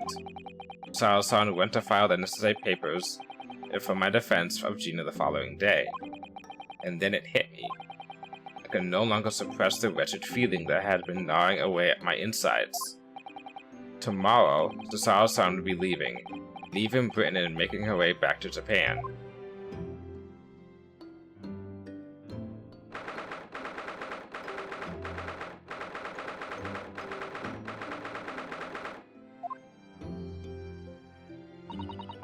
Naruhodo-san, it's been a very trying day, hasn't it? I do hope you're not too exhausted. What about you, Susaru-san? It has been even more trying for you, I'm sure.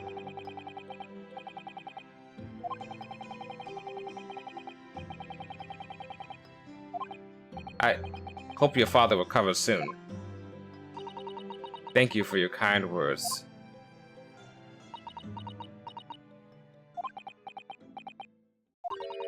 I wonder why it is that so many thoughts rage in my head like a storm, and yet I seem unable to find the words to express any of them. I know exactly what you mean.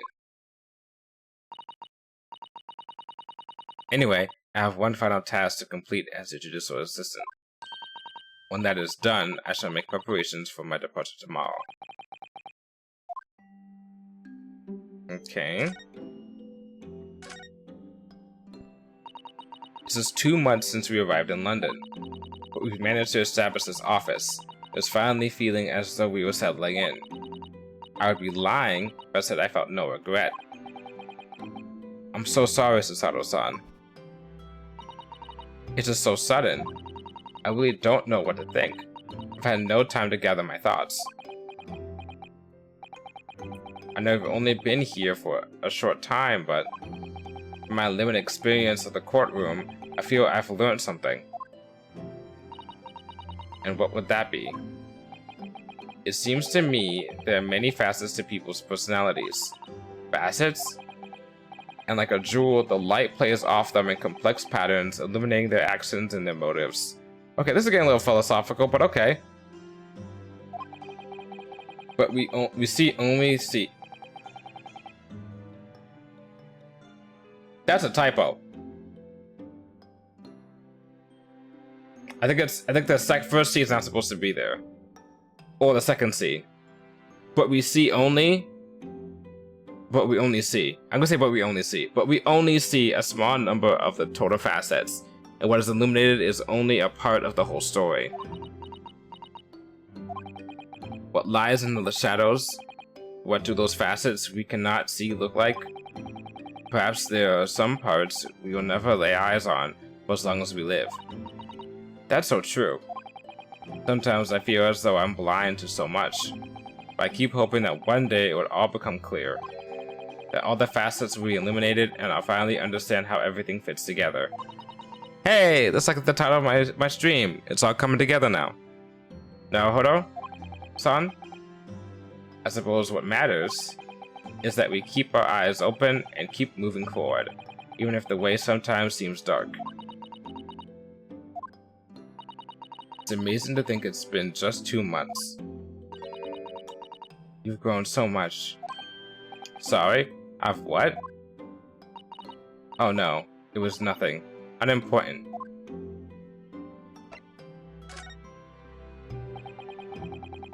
Do you know what time you will leave London in the morning? Yes, I picked up my ticket earlier. I should be leaving here at 4 AM. I see. Well, I'll escort you to the station. Absolutely not. Sorry? I'm sure you realize why I couldn't possibly let you do that. You have a very important day ahead of you tomorrow. Yes, I know, but every word you utter will have the potential to determine Gita's fate. You must get as much rest as possible, even though, like me, I'm sure you'll find it hard to sleep. But please, for me, do try.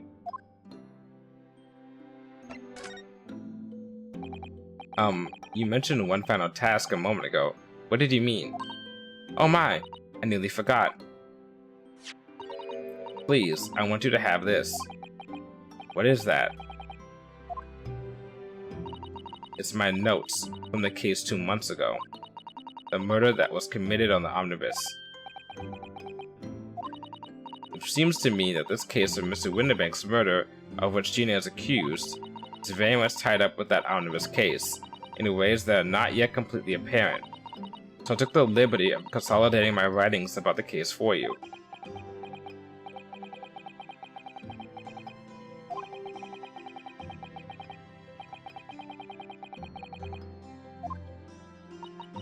It was my pleasure. I can only hope that this will bolster your case for tomorrow for Gina. Thank you so much, Cesaro-san. I'll do my best to use it wisely. You really are the best judicial assistant in the world. Well, that's extremely flattering. But I'm sorry to say that I've been a complete failure. Sorry, I didn't quite catch what you said there. Oh, ignore me. I was just mumbling to myself.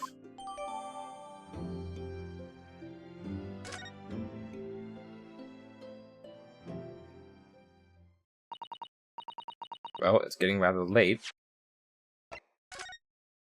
Okay.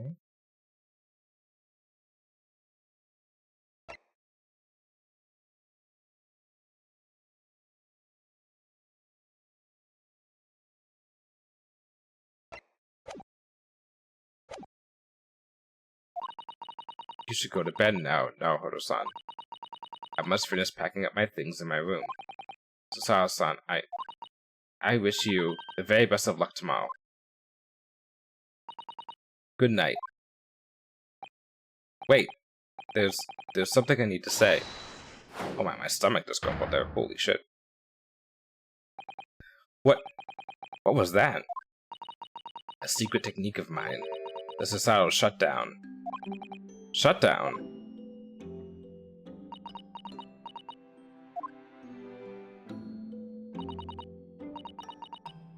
Please, I implore you. If we have to voice our goodbyes, I won't be able to hold back my tears.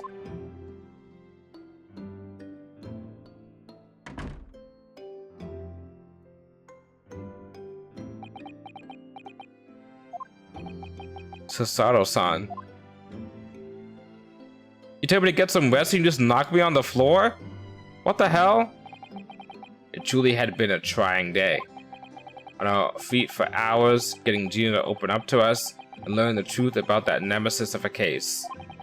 Physically and mentally, I was exhausted, and yet the idea of sleep seemed impossible.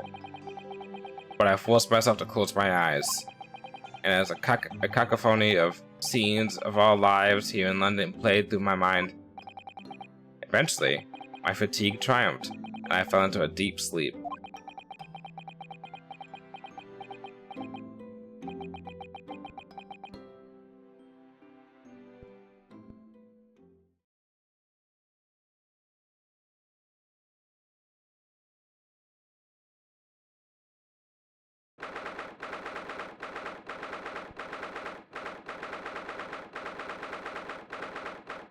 The investigation's still going on? Holy shit. Yes, I quite understand. That is a great weight off my mind.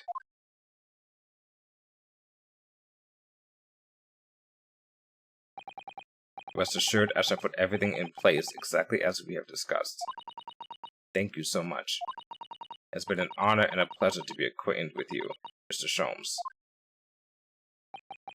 On the contrary, the pleasure has been mine. I bid you farewell, and Godspeed. Talking to Susato, I bet, too. Yep, my dear madam.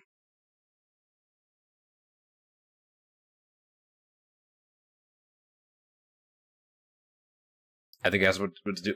It's in relation to whatever Kazuma came to Britain actually for, probably. Alright, I'm gonna go into the bathroom. And then I think, is it gonna say it? Yep, we're finally gonna start the trial. Hold on, I'll be right back.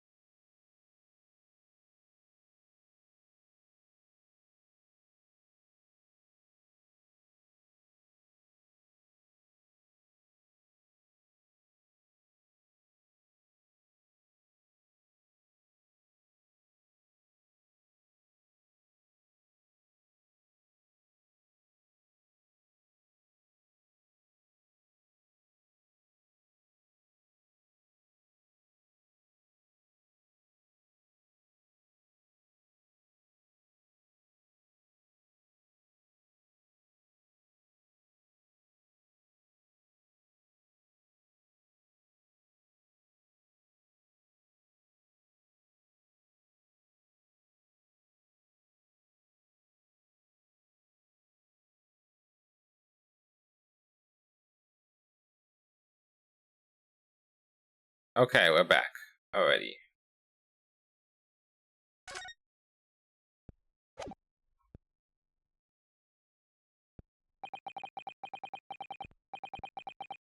When I woke the following morning, Susato-san was already gone. Outside the window, the rain came down in sheets. Hey, just like us. It was raining here. And so began an even longer day than the last, one that I would remember for the rest of my days. Oh, you can say about every case. Come on.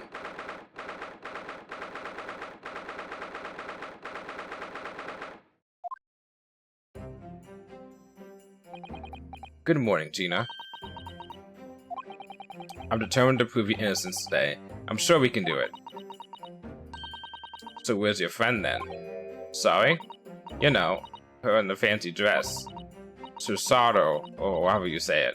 I don't know. Mrs. Susato had to leave early this morning. She was already gone by the time I woke up. You alright with that, are you? Forget about me if you like. Go and see her off. It's fine, and she would hate my guts if that was the case. It's not as though Mrs. Susato and I won't meet again. One day. Even so. But you, Gina, you only get one chance. This trial today is all we have. Good morning, you two. She brought the cat with her. How are you feeling, Ginny? Did you manage to sleep? Iris, what are you doing here? What do you mean? When a friend is in need, we show our support. Isn't that right, Raggy? Ah, so cute. Ah, Waggy.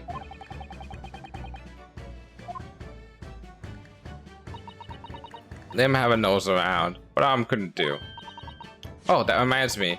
I bought a paper on the way here. Now, do you like the good news or the bad news? What do you say, Uno? Genie? Oh, well, I think I'd rather get the bad news out of the way first. Now, always take the good news first. You might not live to hear the bad. Yes, that question always gives away people's personalities. Let's not go there.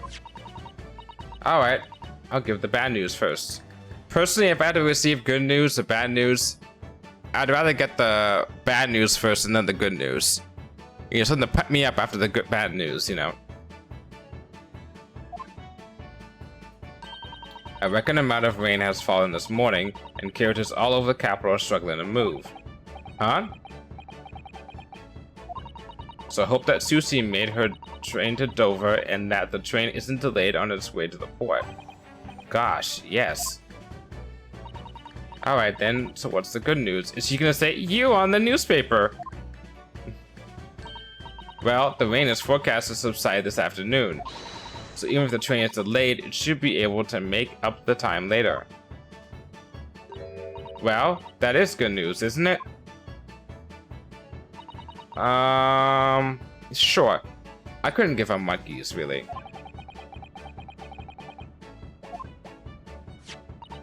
And look, this trial has made the headlines too. Pawnbroker perishes in pick-purse plunder. See? Just how do you like that? We'll let them say what they want. See if I care.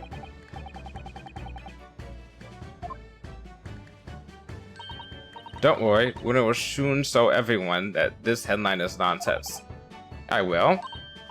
And then in tomorrow's papers, the headlines will be, Discharged diver is dauntless do-gooder. Isn't that right, Uno? Oh, yes. Let's hope so.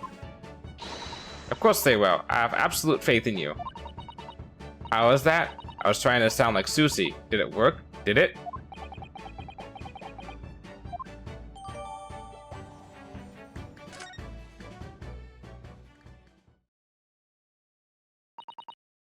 Good luck then, Uno. I'll do what I can.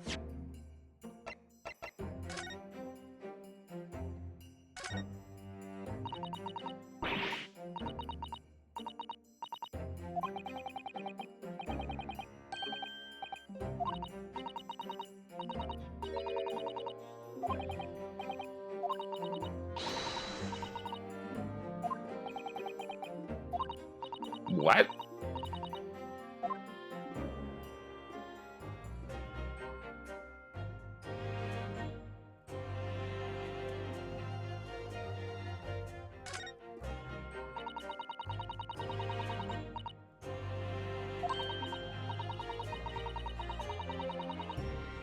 Oh boy. Oh, okay.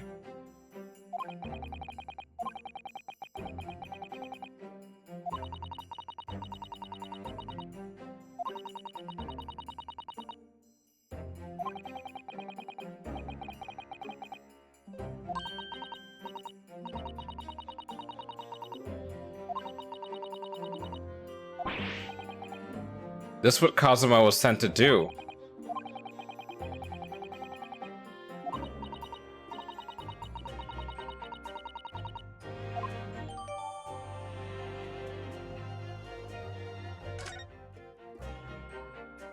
This Kazuma's the mole, but that's highly doubtful. No, I think Kazuma was sent to find out who the mole is.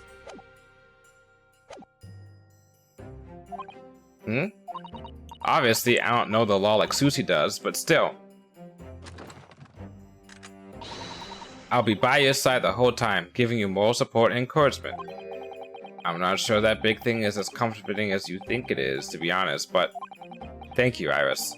That's very kind of you. Oh yeah, Iris. Yes, Jenny? Well, I was wondering is all about Sholmes. Did they fix him up alright? Yes, the operation was a great success, but Hooly still hasn't come around yet. About that. I've asked a friend of mine at Scotland Yard to send a telegram as soon as he wakes up.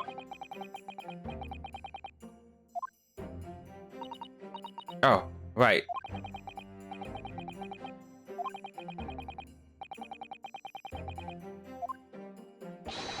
Miss Gina Lestrade, counsel for the defense. The trial is about to begin. Please make your way into the courtroom. It's time then. Yes, let's go, Gina. Iris. Lead the way, Runo.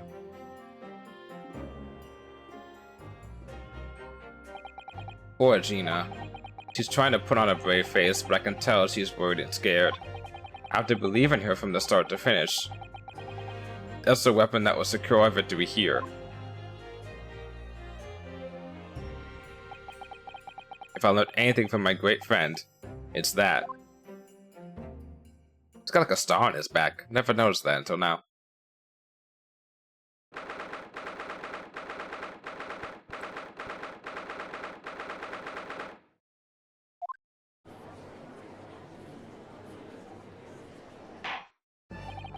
In the name of Her Majesty the Queen, I hereby declare this court to be in session. This trial shall determine the guilt or innocence of Miss Gina Lestrade. I now call upon the counsels for the prosecution and defense to declare their willingness to proceed.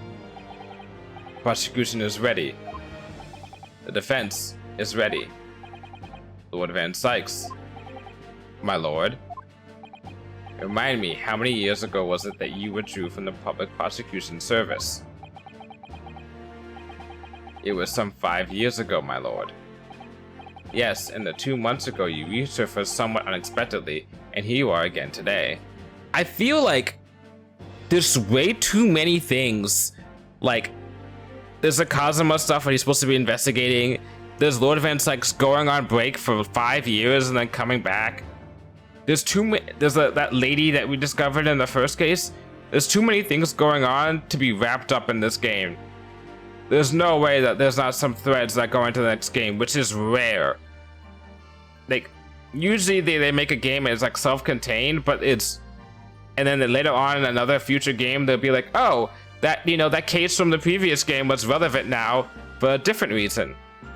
But this, it feels like they literally split up one full game into 2 games, because I could tell they're not going to get through everything that has been introduced in this game by the end of this case. There's no way. There's none. Yes. And okay. Oh, there's some circumstances of which the court should be aware that have led to this erratic behavior. Like, I'm still thinking, sidebar, I'm still thinking about that, those 2 weird guys that we met outside in the last case, outside of the house. The thespian, whatever say it, the actor, and that other dude that were like arguing, whatever. How the fuck are they relevant?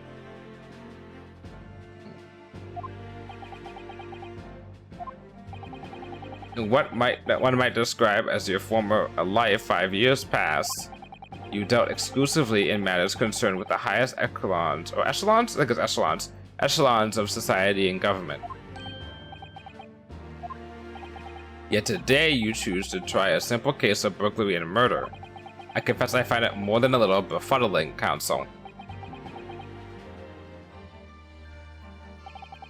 There are two types of person I cannot abide. Firstly, those wealthy scoundrels who hide behind a mask of philanthropy to cheat the public at large. He means Mr. McGilded, who we defended against the Reaper 2 months ago.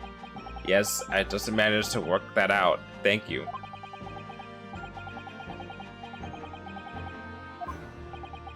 And secondly, even more loathsome, those wily scoundrels who masquerade as allies only to effect total betrayal in the final hour. In other words, the confident tricksters from those tiny islands in the Far East, the Nipponese. Alright, Mr. Racist! What? He means you now, Bruno. I actually managed to work that out too. Thank you, Iris. Total betrayal? What are you talking about?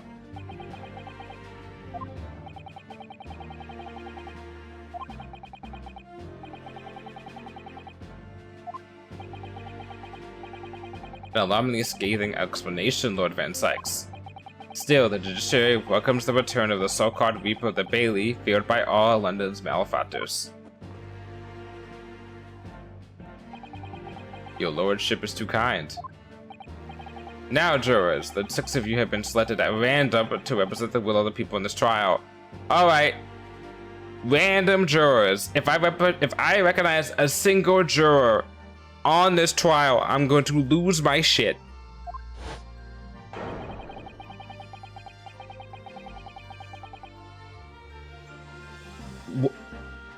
What?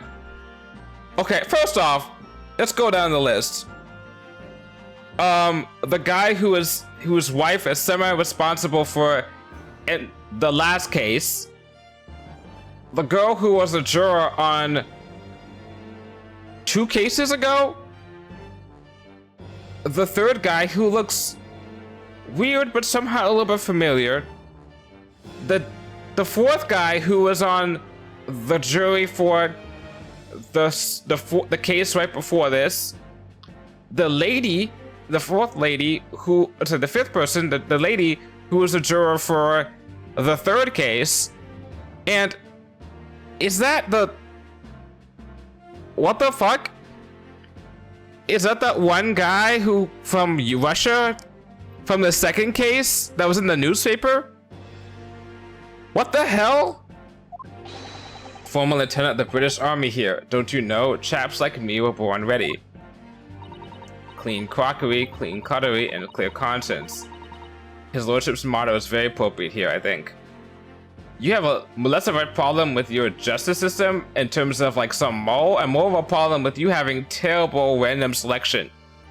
How the hell do you do random selection of London citizens and pick all these similar people again and again? You need a bigger, what's it called? Sample size. Everything will be stereoscopic in the future. Absolutely, absolutely everything. I'm ready for it. I don't understand it. I can't have left it in there. It's not possible. But could I have? Women indispensable to society. Stop. Female-centric future awaits. Stop.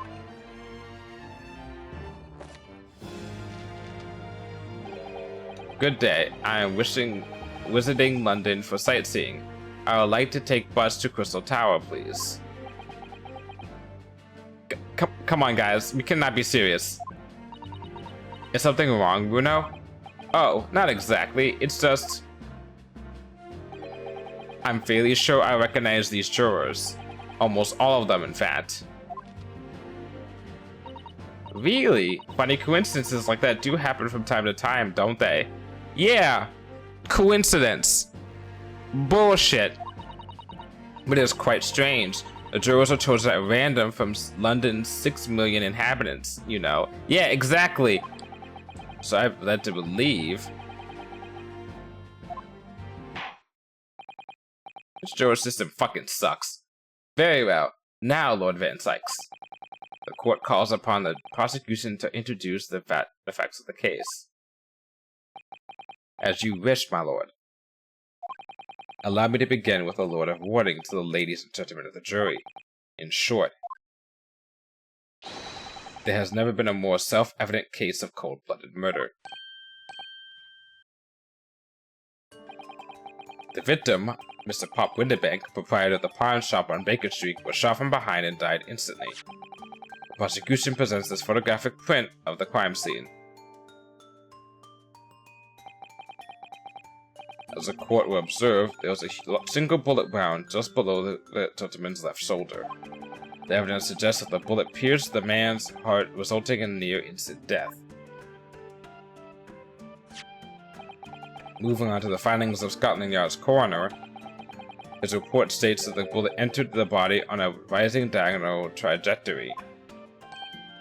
And what's that supposed to tell us? Shot from the bottom? It means the victim was likely shot by someone significantly shorter in height than himself. Someone, like the accused, you might say. The prosecution wishes to present the autopsy report and crime scene photograph as evidence, my lord. Indeed, the court accepts. Hand them to the bailiff, please.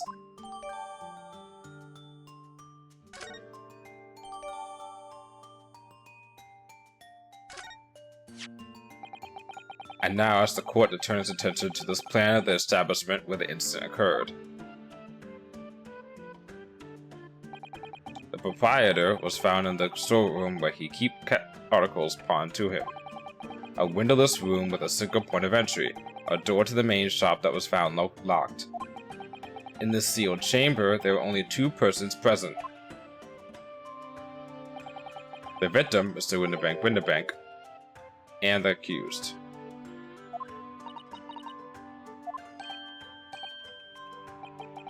It may further interest the court to know that when the accused was discovered at the scene,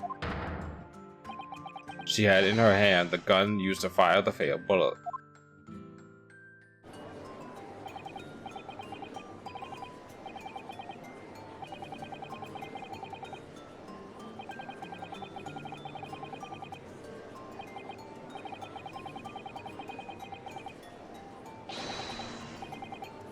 Objection! We can't jump to conclusions here. We mustn't assume her guilt just because of what she has to do to survive.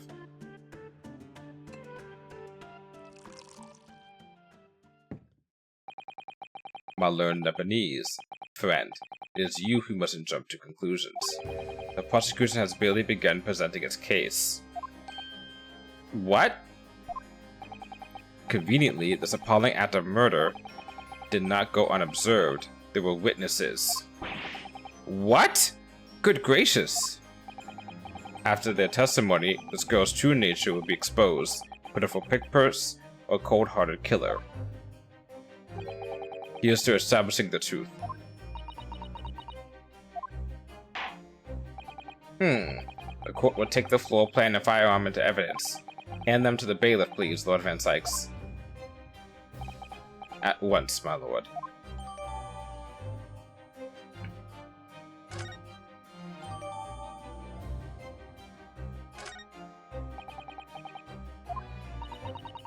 I feel like the mood in here has turned very gloomy all of a sudden, Runo. Welcome to court. I think that's because it has.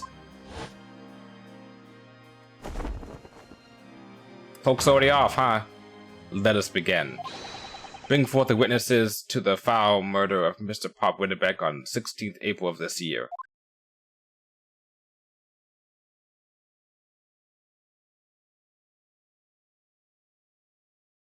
Ain't no fucking way. I recognize those silhouettes. Those are the guys that shot at Soames. Ain't no fucking way. They're gonna tear them apart. Witnesses, state your names and occupations for the court. Name is Nash Sulkin. Pun. Where's the pun?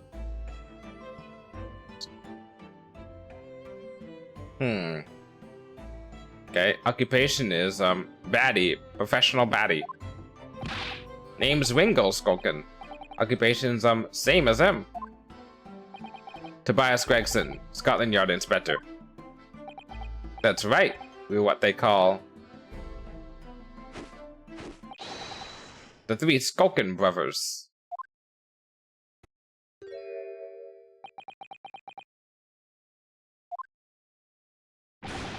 What are you looking at me like that for? Don't let me in with you lot. Oh, blimey, that's cold. Don't you know what we're going through? It's our older bruv. Lost contact with him we have. So we're scouring every shady corner of the capital. And then last night we come across you, the very spirit of Loke. Ain't that right, Ringo? He is, Nash, he is. The very spirit of him.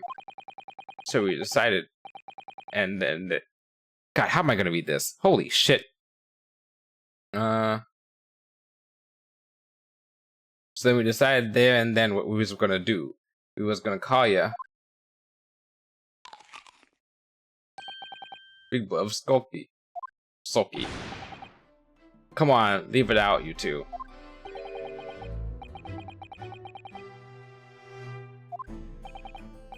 Well then, Inspector Sulky Gregson. Begging your pardon, my lord, but the name's Tobias. What I would like to know, Inspector, is what you are doing in the witness stand. The Skulking brothers are currently under arrest, my lord, on suspicion of theft. Thieves, are they? These three. No, my lord. Begging your pardon, but please don't lump me in with this lot. 2 nights ago, the two brothers illegally entered an establishment with intent to burgle. And in the course of their nefarious activities, they became embroiled in a far more sinister crime. By Jove, you mean to say, what an extraordinary coincidence. Yeah. Coincidence. Indeed, my lord. Attempting to burglarize the pawnbrokery, they witnessed its proprietor's murder.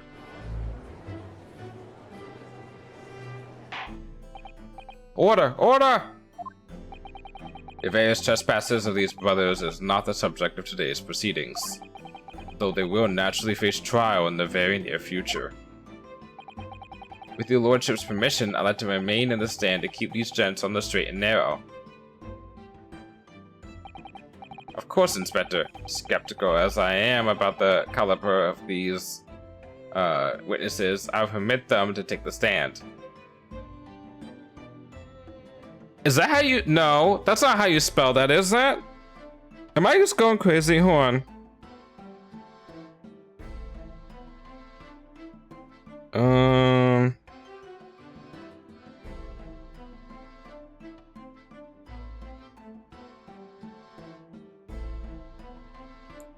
Oh, okay, so you can spell it with a C. I'm just used to spelling it with a K. What the hell? Mr. and Mrs. Skulkin, Mr. and Mr. Skulkin, you are now testified before the court. Describe the events of the night in question and what exactly you saw. Happy to. Cause a Skulkin's never Skulkin.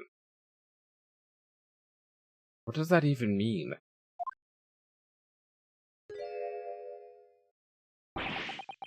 Get out of it.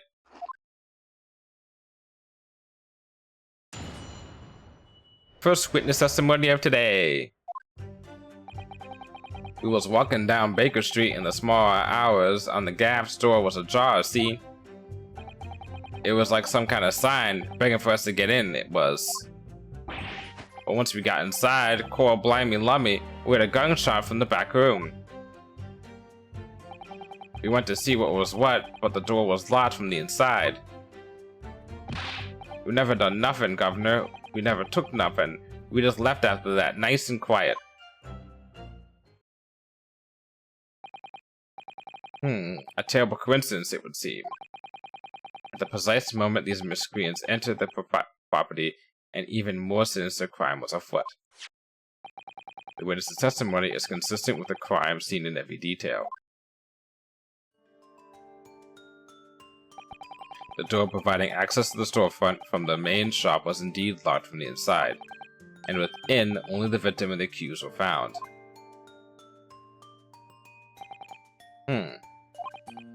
I must say, it does appear to be an overwhelmingly simple case. Still, the defense may cross-examine the witnesses now, of course. Counsel, if you please. Counsel? Yes. He realizes it too. What's the matter, Runo? Sorry, I was just stunned into silence for a minute by the blatant lies being told by the pair in the stand.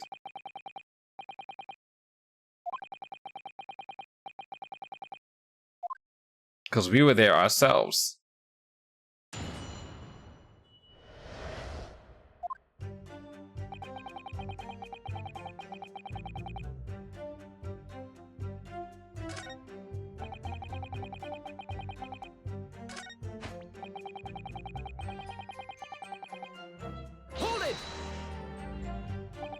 A gunshot, you say? Just the one. Are you sure about that? Yes, just the one, the governor. I can swear to that. It was Nash, it was. Ain't that right, Buff? The firearm you used belonged to the victim himself. Yes, Mr. Winnebank always used to leave his gun lying around on the counter. Right, I remember. When we examined it, we found the revolver was completely out of rounds. That makes sense. Mr. Winnebanks always used to say he only kept a single bullet loaded. So we can say with considerable certainty that only a single round was discharged from the firearm used as the murder weapon. Yes, my lord, we can. And I should remind the court that the firearm in question was discovered in the hand of the accused.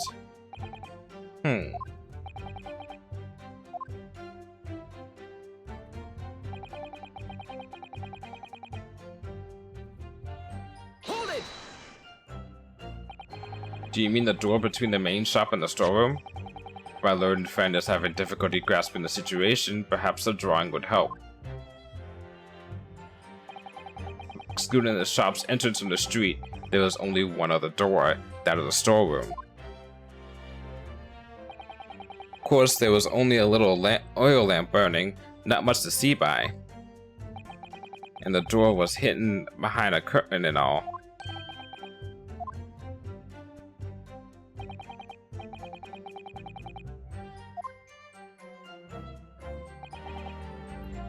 Tell me, why exactly did you try and open that door? Eh? Any normal petty thief would run at the sound of a gunshot, I should think.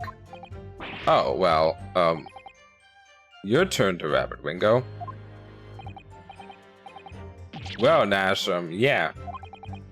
I suppose you'd have to say we ain't normal, eh?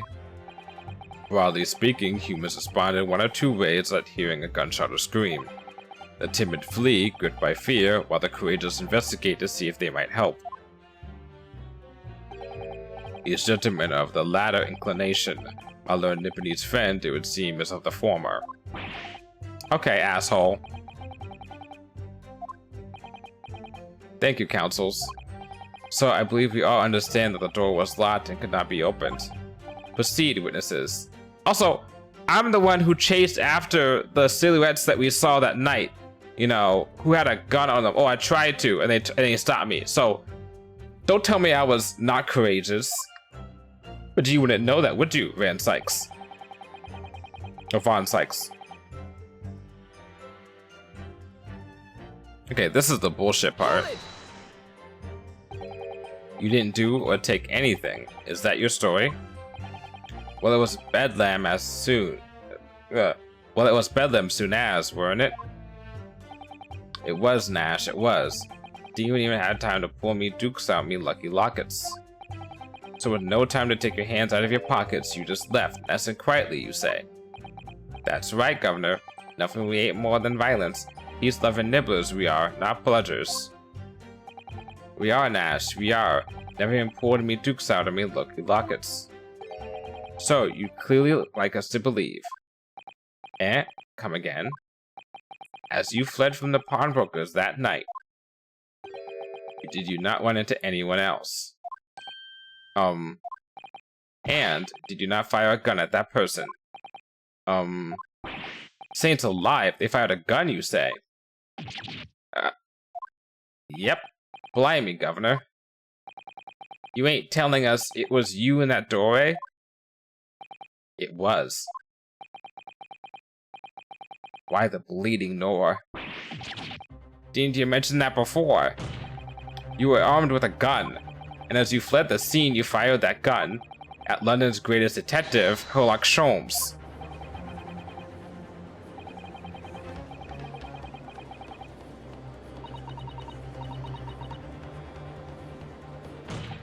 On the night of question, this pair were arrested by the police within minutes of the discovery of the crime scene.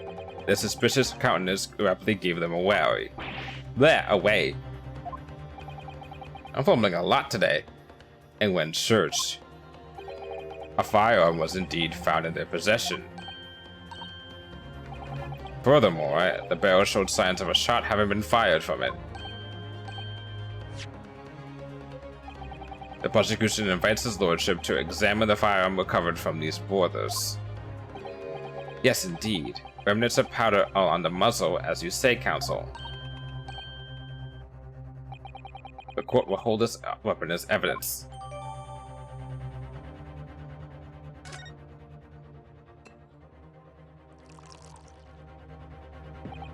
Now, my learned Nipponese friend. Yes? Here's to you successfully presenting the evidence. For yes, there are telltale signs of spent powder on this gun and a single bullet missing from the cylinder. But the prosecution demands evidence that it was fired at the scene of crime under scrutiny in this trial. Objection. Well, I don't need evidence, because I was there. Objection. But we can't say that. However, the rest of us in this courtroom were not. If the defense fails to provide evidence in support of this rash claim, we should have no choice but to toast your incompetence and move on.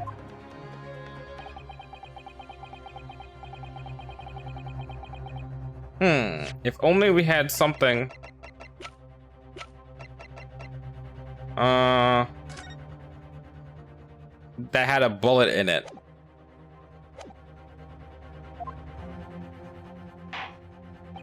The court demands that all claims are affirmed with clear proof.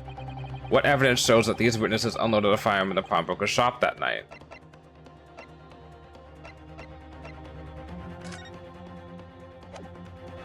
Is there anything else before I present this that shows the sign that there being a shot?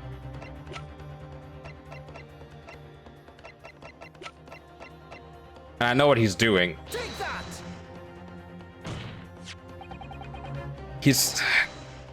He fucking got us.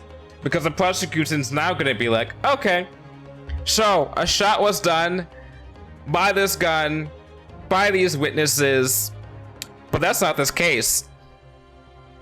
And now we proved, because a shot was done by these guys, and it wasn't on the victim, then they couldn't have been the ones that shot the victim. Because why would they, you know what I'm saying? Like, they'd be like, oh, the prosecutor's gonna be like, oh, you know, these guys shot this gun here, so obviously they didn't shoot the gun over here. And because of that, that proves that your client must be the one that shot the guy. Because otherwise, we can have, if you made the argument that, oh, you know, the gun could have been shot somewhere else, we can make the argument that, oh, maybe they shot this guy and then took the gun with them, and then, I don't know, lots of room parts could be whatever, but maybe they shot the victim and got away with it. But now we're proving that they didn't shoot the victim, that they didn't shoot the victim. We're proving that they shot the calendar instead, and Sholmes. And because of that, well, we're digging ourselves into our own grave, basically. The evidence is in this portfolio. What on earth have you there, counsel? During the course of our investigations, we discovered a number of bloodstains.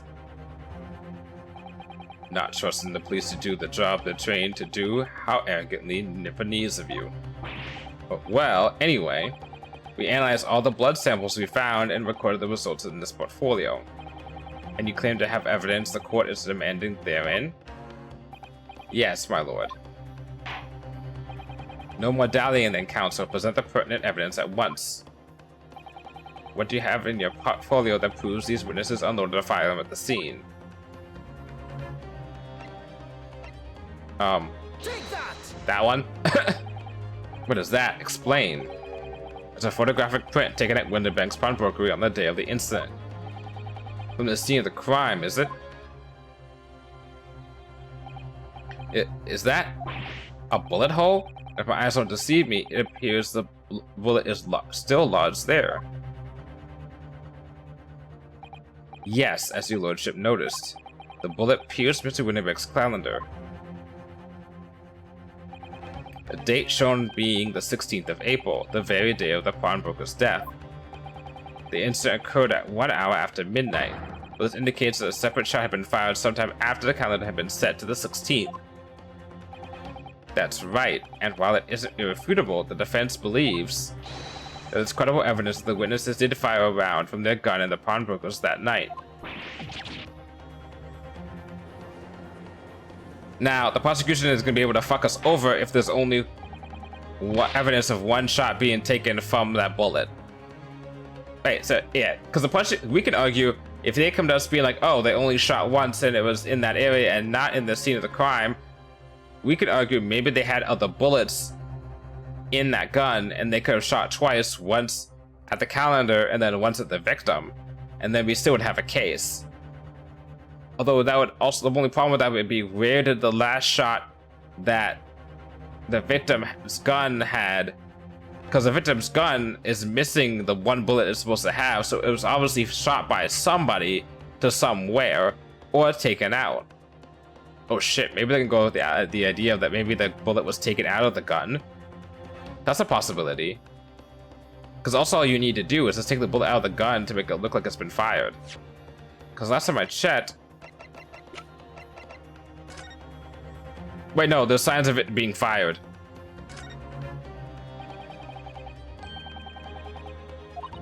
Okay, so it was fired. So someone shot... Either Mr. Winterbank was killed by someone using this gun. Well, someone was killed. Mr. Winterbank was killed by his own gun, or it was killed by another bullet and made it look like he was killed by somebody else.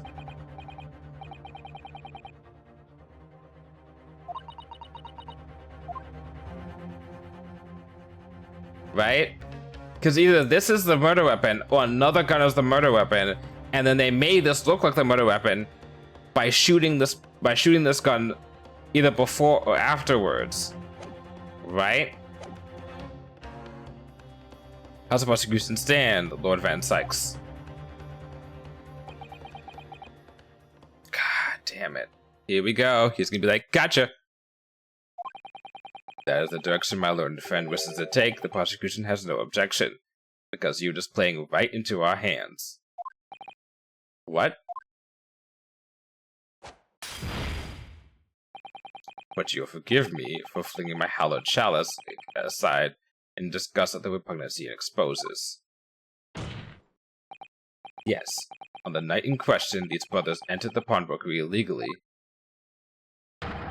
and like the bold baddies they claim to be, opened fire on the new arrivals before fleeing back onto the street. Take it easy there, Governor. You land us in the shop, in the soup. We had a deal. You weren't gonna get into the details. Tell him, Soki. Set the bloke straight. I have nothing to add.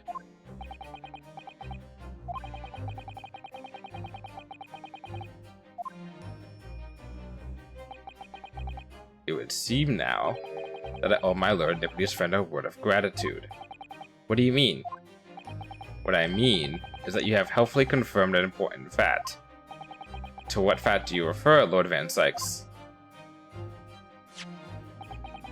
As has been established by the point of the arrest, a single shot had been fired from the brother's gun, and we did not know where that shot had gone.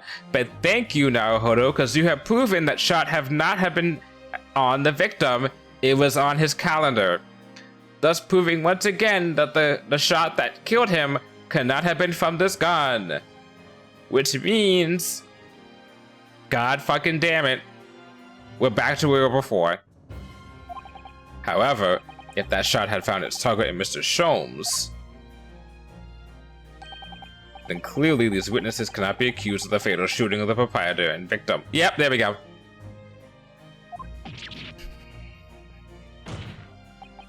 In other words, these two men have no material connection to the murder of Mr. Winterbank at all.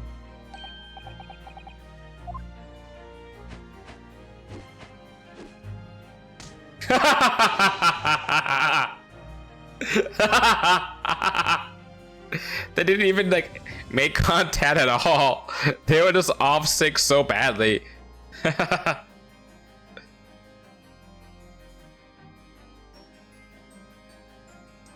That's it. We didn't have nothing to do with it. We didn't, Nash. We didn't. That's what I reckon. The crimes include unlawful entry, intent to steal, perjury, and, let's not forget, attempted murder. Quite a catalog, eh, fellas? Ah. We're in for it now, bruv. Now then, let us take a moment to consider the aforementioned great detective, Mr. Sherlock Sholmes. It would seem the man patronized the pawnbrokers in question somewhat regularly.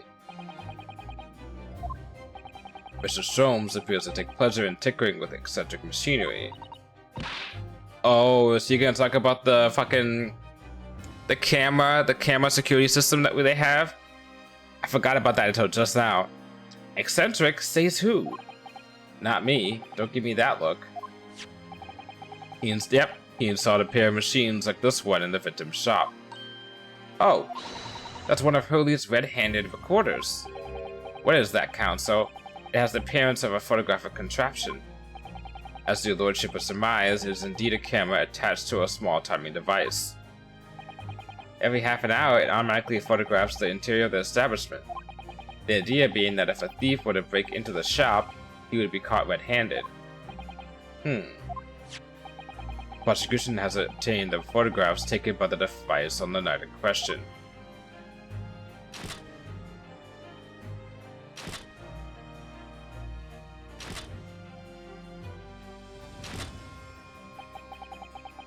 As the court will observe, the copious identical prints are produced in quite desultory? Word of the day, finally! Because you don't count skeptical, because we already kind of knew what that word is. Lacking a plan, purpose, or enthusiasm.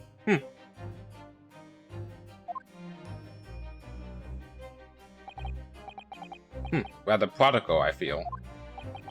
In fact, there are 2 such devices in the victim's shop, my lord. If I may refer to the court to the plan of the premises, their respective positions are here and here. You say these cameras produce a print every half hour. I'm afraid I fail to see how that would help if the anticipated thief conducted his activities in one of the many 30-minute intervals. I could only pray that the would-be criminal lingers, my lord. On the night in question, the witnesses currently in the stand were not caught on camera.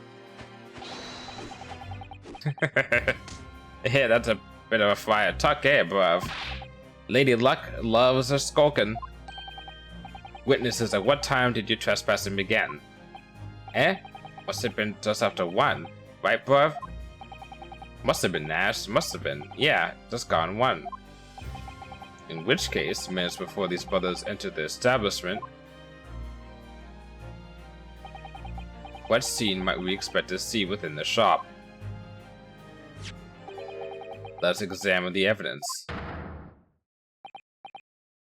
How does she have the gun? What the fuck? Good lord. It's the defendant. Miss Jean Lestrade.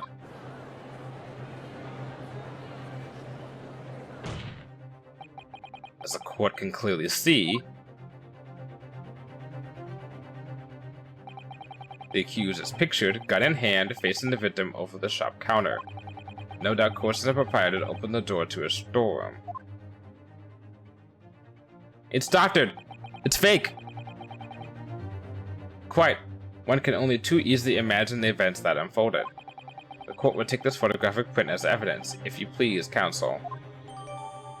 Wait a second.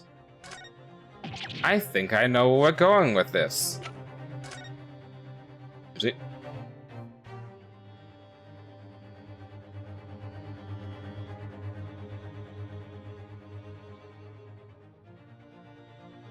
What if we're supposed to use stereoscopic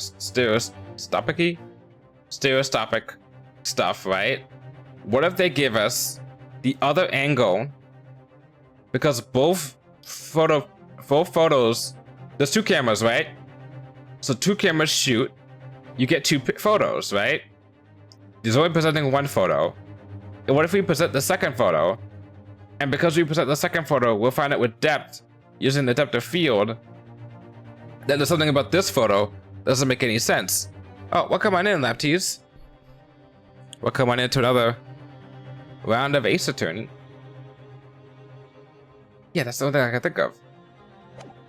Why would you, hold on. Why would you give...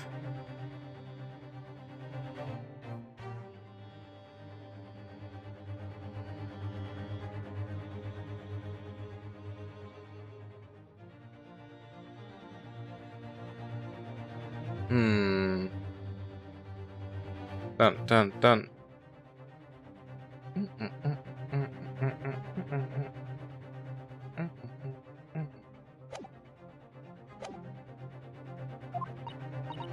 I don't believe it. Ginny. In short, the accused is the only person who could possibly have killed Mr. Winterbank.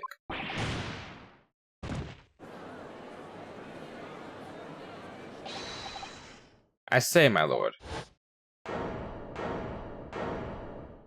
Already a juror going? Yep. Wonder if I might put a word in at this point? Go ahead, Mr. Foreman. Took a volley bullet to the knee in the Battle of Maryland in 1880, don't you know? Decorated for it and all that, but forced to retire from service, sadly. Of course, the medal can never outshine the exploitive chaps like us on the battlefield. Yes, Mr. Foreman, and what exactly is your point? Carried on the battle after retirement, you see. The battle of daily life, if you like. Here I am now, leading the small squadron. 6 men are good and true. And we'll all go down together, you mark my words. 1 for all and all for 1.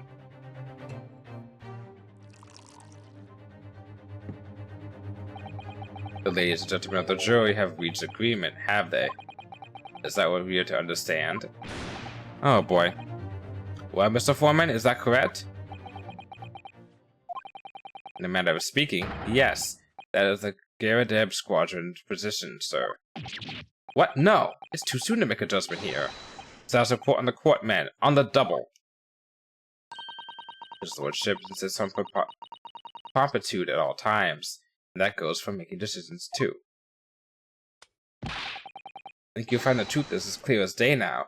I could reach out and touch it. I wouldn't have left it in there. I just wouldn't. But in all honesty, I can't actually remember.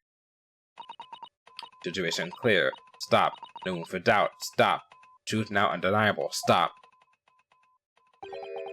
I am very sorry for brothers. They are unlucky. Very well. I now call upon each member of the jury to state his or her leaning in this matter. Now to consider verdicts to the court. He's holding a mouse? Yeah. Guilty. Guilty. Guilty. Guilty. Guilty.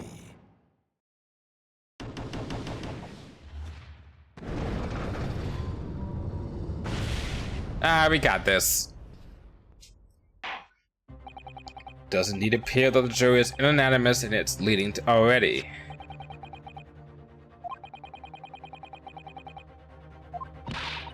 But Ginny didn't shoot him. No, of course not. My lord, the defense wishes to assert its right to a summation examination. Very well, the court grants permission. So, you refuse to admit defeat again. How unsurprising. We shall proceed immediately with the summation examination. Mr. Foreman, are all members of the jury ready? Absolutely, sir. Always ready for action, my chaps. Very good.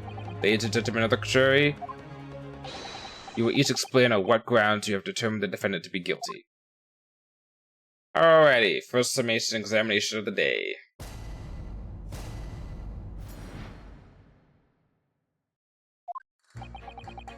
All the evidence clearly points to the figure of guilt at this young pickpocket. Pickpocketing? Is that a word? As a housemaid, I should like to see all filthy eyesores promptly and rigorously eliminated. I think you'll find that if you look at that photograph in stereo, the truth will just pop out. if I've left it in there, I think I'll be able to. I think there'll be repercussions by now. Mind made up. Stop. Global radio transmission averted to follow. Stop. In Motherland, we say never judge by clothes, judge by head. I'm convinced that brothers are innocent.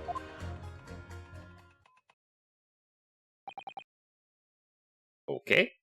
The circumstances of the crime and the evidence do indeed implicate the defendant rather comprehensively. The storeroom, locked from the inside, in which the victim and the accused were discovered alone. And in the accused's hand, the fatal revolver, the firing of which was heard by these witnesses. Not to mention this print. Taken from a chap who's seen action on the battlefield. That young girl's on the verge of pulling the volley trigger.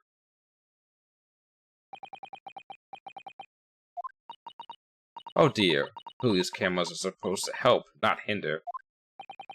Yeah, we'll find out something that can help. I'm afraid I think you have an uphill struggle ahead of you.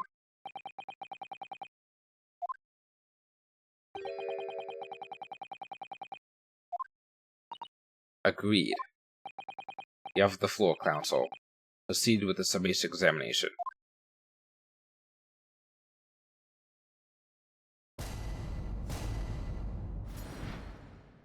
This is gonna be hard.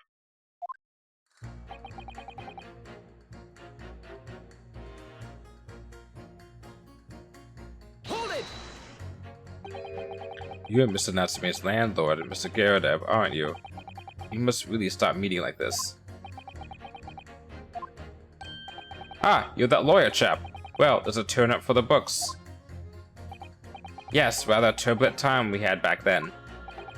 Some extraordinary event took place at your house, that's for sure. Luckily, Mr. Sholmes and I were able to get to the bottom of it all. I think we did rather a lot for you, didn't we? I mean, obviously. I wouldn't be suggesting that therefore you should change your leading to not guilty or anything. Dude, that's not legal. Be careful what you're saying now in court. Can't be denied, I suppose. The curse of the Garadev house was talk of that town after that business. Lodgers moved out, I couldn't get a Bali soul to take up the tenancies. Oh. I haven't had the heart to break the news to Durrani yet. Bad enough that the old girl's clapped up. Yes, can't be denied. You did do rather a lot, but not for us, that's for dash certain. I suppose not. Of course. There can be no suggestion of that being the reason I'm leaning towards guilty here, obviously.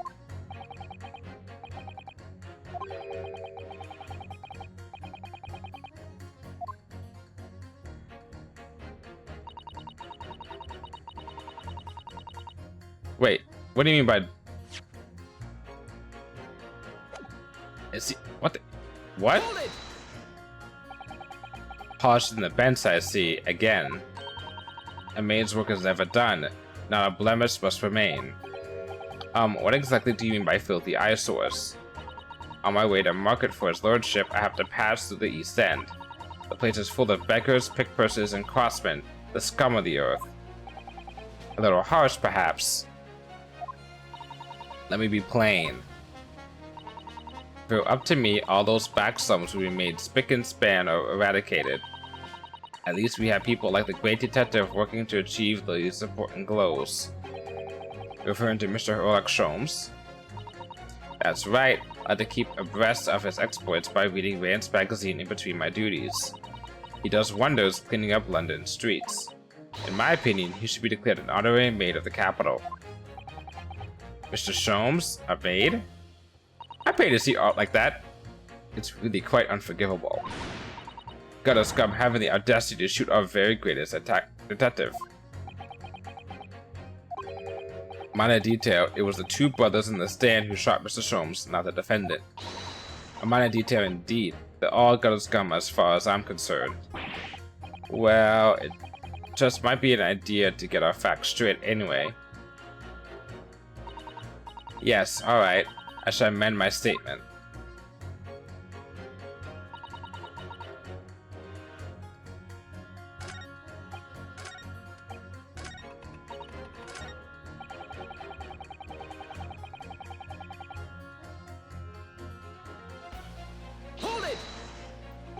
I would get too angry at this game.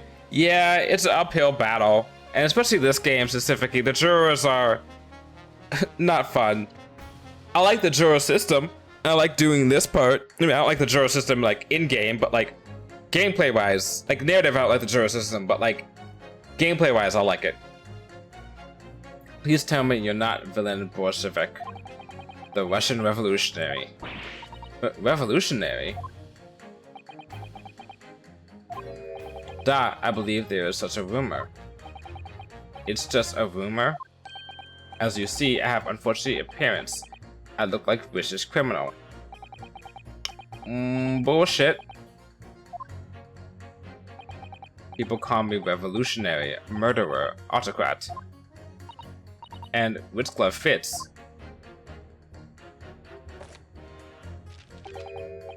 Good day, I'm visiting London for sightseeing. I'll have to take a bus to Crystal Tower, please.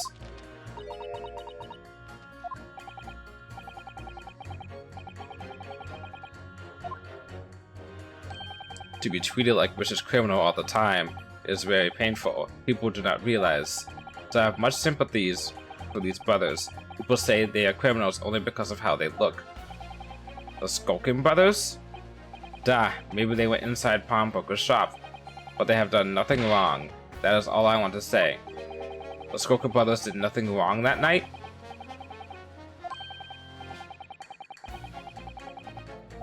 Okay, we can go with this. How does Coolidge? She asked which glove fits. He doesn't know English that well. Tell me something, Iris. What is it, Bruno? The jurors are chosen at random for the inhabitants of London town, aren't they? Yes, it's amazing, isn't it? In that case, how is it that there's a Russian tourist sitting among them who looks for all the world like a revolutionary? I wish I knew.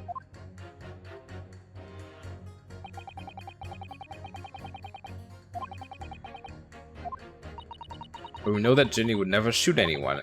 Yes, so we need to find contradictions in what these jurors are saying and put them against each other.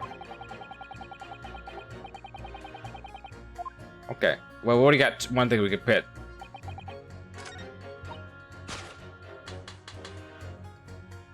Objection. There we go. Those two statements clearly contradict each other. Good lord. Counsel, explain yourself. Oh my, a statement? Contradictory? Contradict? Juror number 6, you've got the wrong end of the stick. I do not have stick. I have mouse. I cute mountain at that. As juror number 2 said earlier, when the Skulkin brothers fled the scene of the night in question, they fired a shot from their revolver. Yes, they shot poor Mr. Sholmes in the abdomen, I understand. Surely you're not going to tell the court now that you didn't hear. Abdomen. Abdomen. Belly. It's the belly. Sir? Sorry, my English is still learning. You are telling the court you didn't hear? Forgive me, I did not hear. Hug. Ah, here is word. Abdomen. Part of a person's body containing stomach and other vital organs. If this is what you mean, you should say in plain English. I am Russian, not native speaker.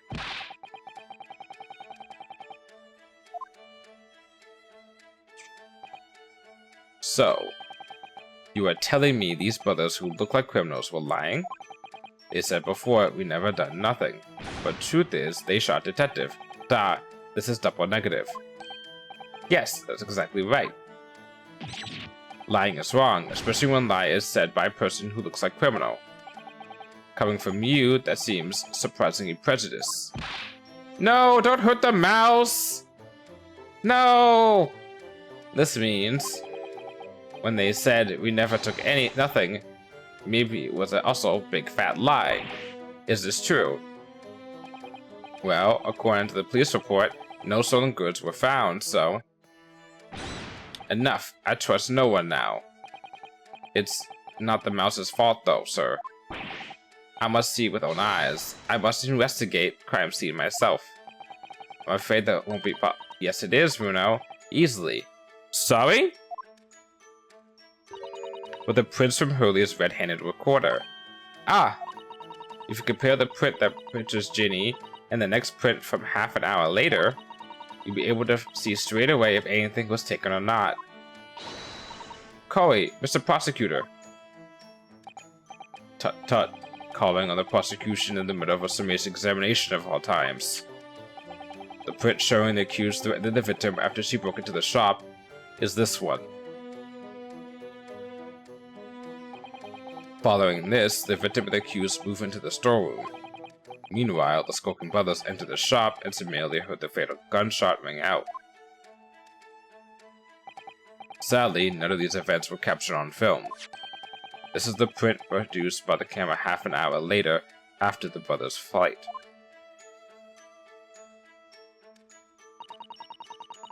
So this was taken after Hurley was shot then. As far as I can tell, nothing has been taken. That does seem... I'm not sure about that.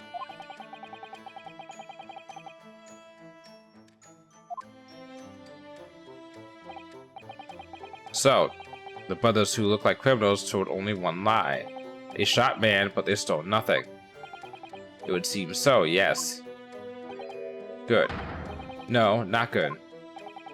You are right. I did not understand the situation. Now I know brothers have lied. I think it is very important to continue with trial. Let's go!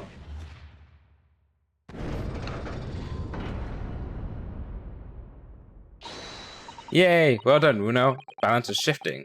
Well, it's a start, I suppose. But there must be more in which than what the jurors are saying that I can use to expose the truth. If I can do that, we just might turn the situation to our favor still. Thank you, counsel. Continue with the summation examination.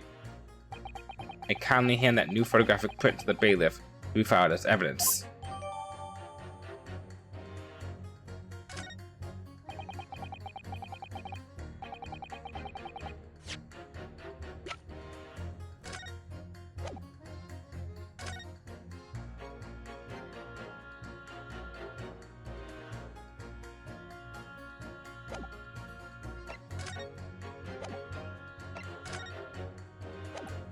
I see one difference already.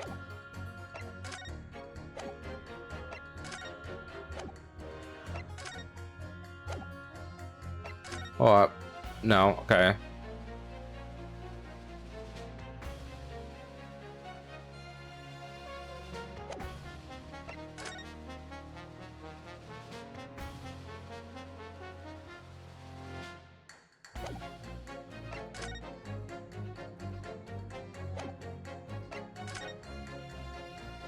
Okay.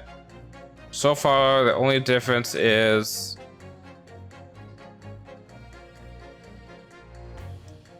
The only difference so far is this. The lamp. It's intact there, and then it's broken here. Is that the only difference, though?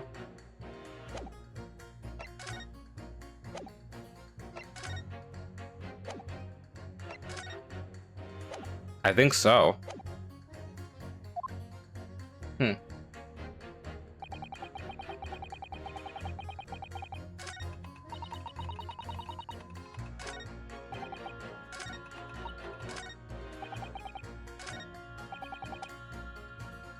Hold it!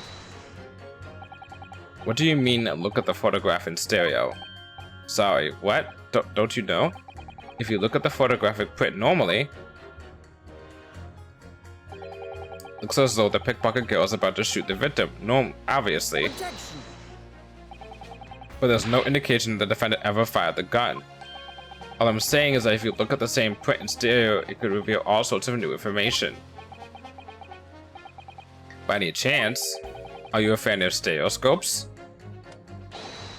Oh, how did you know? That's just called a lucky guess. It never gets old seeing the two prints merge into one before your eyes. It's extraordinary, it's captivating, it's the height of modernity. Modernity? Yeah. Of course. Oh yes, I think you'll find that the stereoscope is here to stay. It does set the road to VR, which we have right now. So I guess it's not necessarily here to stay, but its impact can be still felt today. Hey, that rhymes. Giving us new perspectives we could only dream of before. It's the greatest invention the world has ever seen.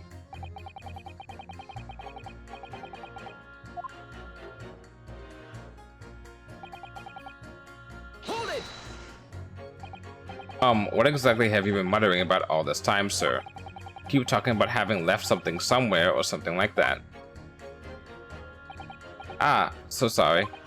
As you could probably tell, I'm a surgeon. A surgeon? Of course, people conducting surgery in this country aren't considered to be doctors. Oh no. Even though me and my kind are at the forefront of medical science, the real brains in the field. So, what is that you think you left behind? Ah, well, that's a little embarrassing to be honest. You see, I was operating on someone yesterday. Standard thing, went through the abdomen. Oh my god! Is he Sholmes' doctor? But when I'd finished the procedure, I couldn't find my scalpel anywhere. What? Exactly. Surely not, you say to yourself, don't you? Worrying, isn't it? That's what's been troubling me this whole time. Could I really have been left my scalpel inside the fellow's belly? No, of course I couldn't. So, there you have it. Like I said, a little embarrassing, really. That's one way of putting it. The other is manslaughter. That's exactly my concern, and seeing as this case appears to be all but sewn up, I need to focus on trying to remember exactly what I've sewn up elsewhere. Now, I'm sure I made everything was as back as it should be. Well, as sure as you can be without being sure. Because Sholmes was shot in the abdomen.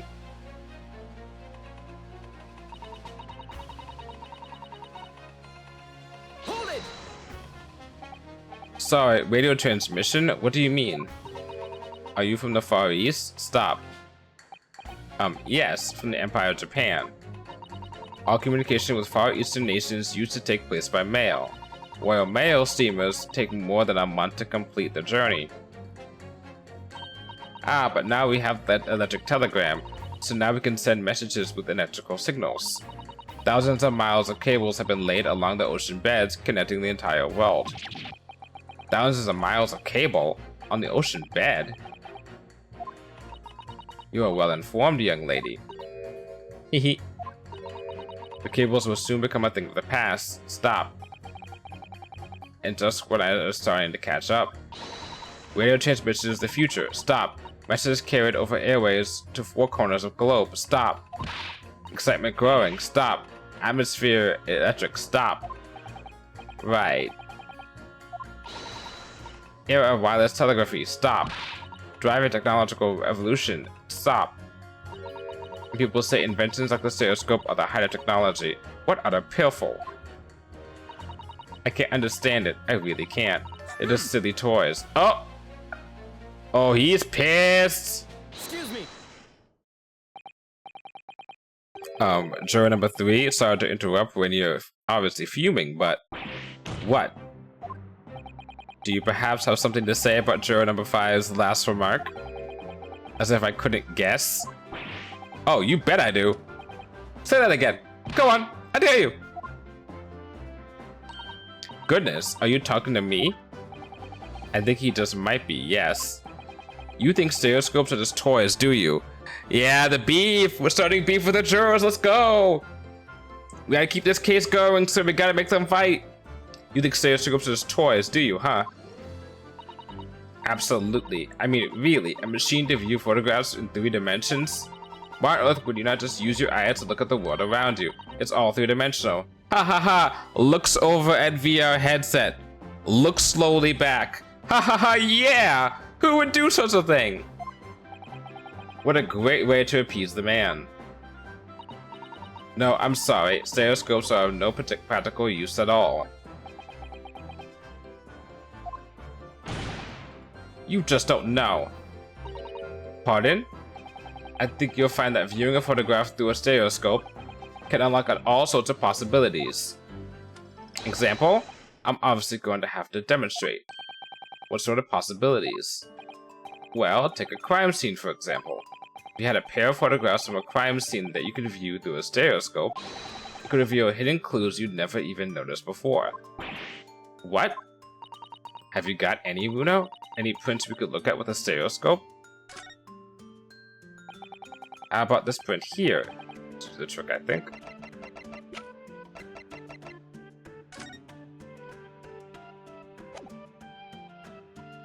Take that! Alright then, juror number 3. Are you saying that you can do this with any 2 suitable photographic prints? Of course I can. Very well then, I'd like you to demonstrate. I'd be delighted to. Just give me one more print and I'll amaze you all. Okay. Take that! Alright, these 2 prints were both taken within the same camera in Windibanks on the night in question. Yes, I see. Tell me, Mr. Lawyer. Do you know how stereographic images work? Do you understand the principle? Yeah, we went over it for like 15 to 20 minutes earlier. Well, I think so.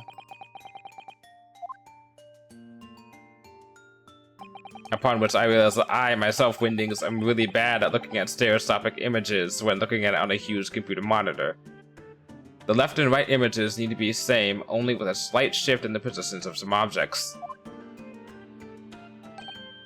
Then, when your brain merges the 2 images together inside your head, it notices a shift as if it were depth. Yes, exactly. It's that small shift between certain objects in the 2 pictures that's really important. So what happens if you use 2 photographs that are exactly the same then?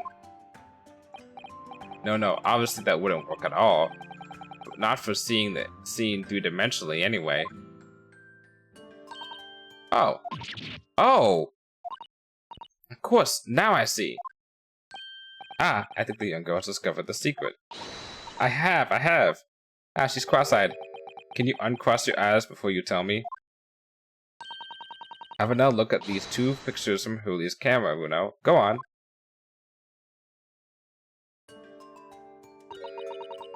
Can you see that there's a really obvious difference between them? Of course there is. There are 2 people in the first and no people in the second. Well, yes, you can see that straight away. But now, try looking at the pictures in 3 dimensions. Alright, I'll give it a go.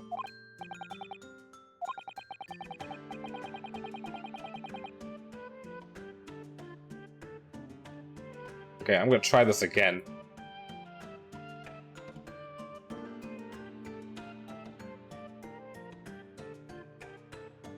Oh god, this hurts my eyes.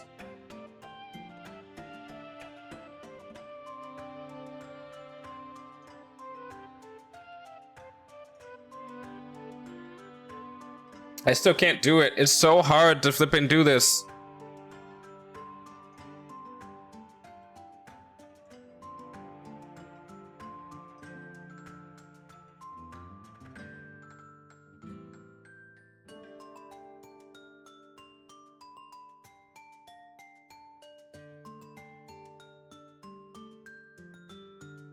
Am I not looking at the right area?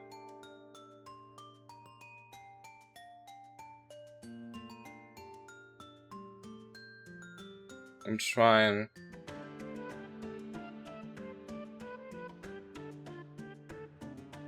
We're trying to spot. I know what to spot.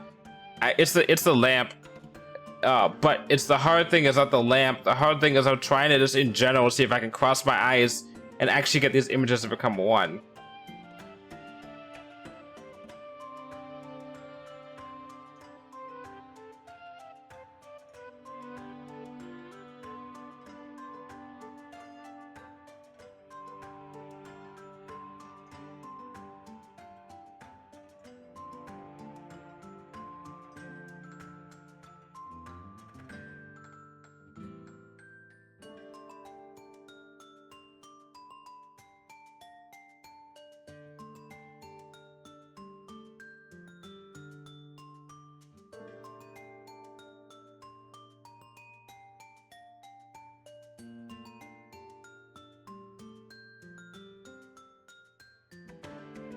No, still can't do it. Jeez.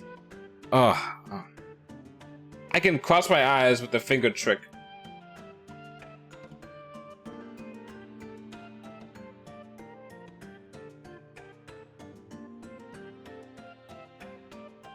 But then I go apart the further I get my fingers away. And is he doing this? Yeah, it's hard.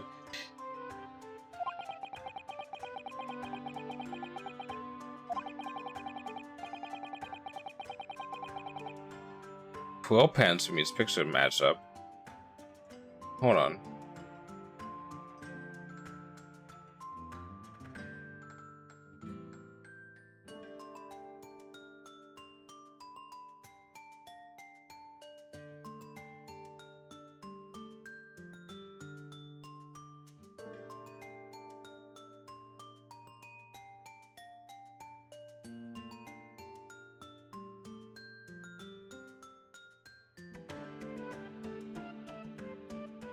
Nope, still can't do it. I still can't do it.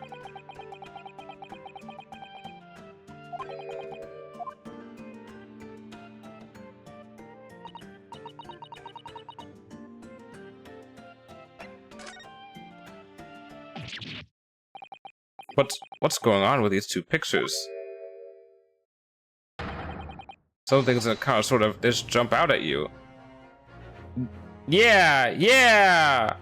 Woo! I did it on my phone up close to my face. Oh, hey, Astro Dude. Did it work? It's so complicated? Yeah, it's super complicated to do. Oh, man. Wait, close to the phone. I wonder. Oh, I should have just done that too. I should have just put my face right by the monitor. Oh, that would have worked easily. Oh, I'm dumb.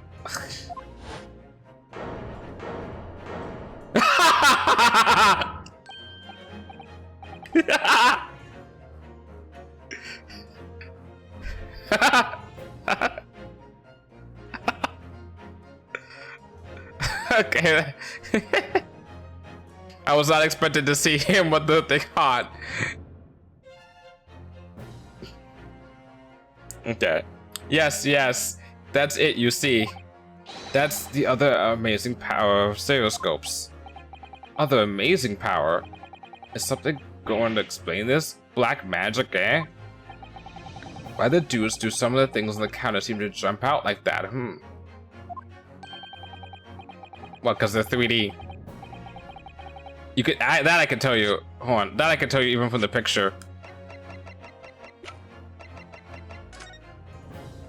Those pictures in the back are supposed to be 3D. You could tell by how the doll looks and how these look a little bit. These look a lot 2D, but these look very 3D. This is something that 100%, if you had a 3DS and you used the 3DS's ability to like the 3D part, you knew this would have popped out. But alas, we do not have this on the 3DS.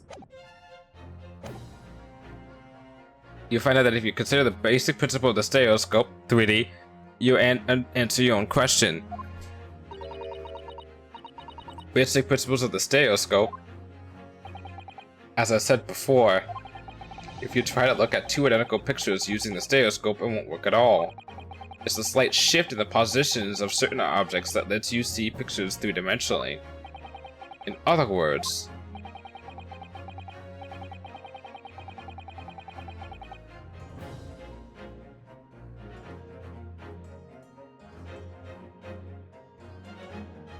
it is moved. Oh my god, they are moved. Oh shit. I didn't realize that. The doll on the left, her legs are out a little bit more on the left than the doll on the right.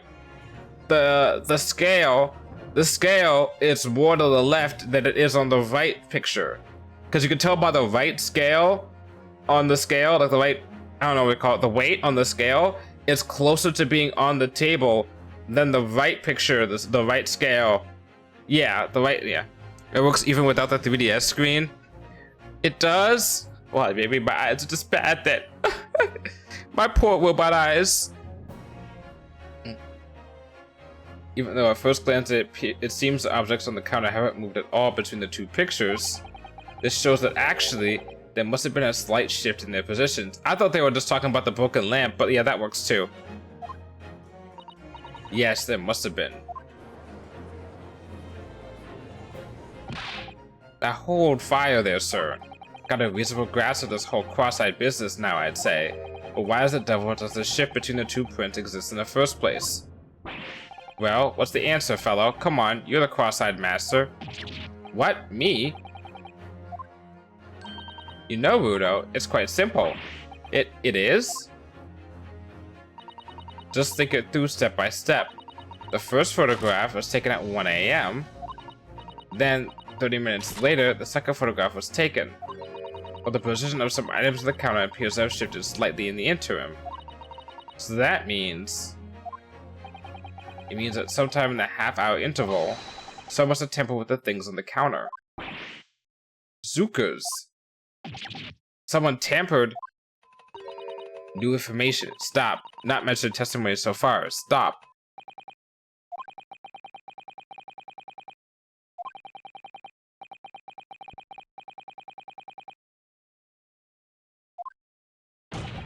Ladies and gentlemen, the question now is clear. We know the items on the countertop were moved, but by whom? Are you suggesting you might know? Of course. I can tell you right now who is responsible for almost imperceptible shift in the items on the counter.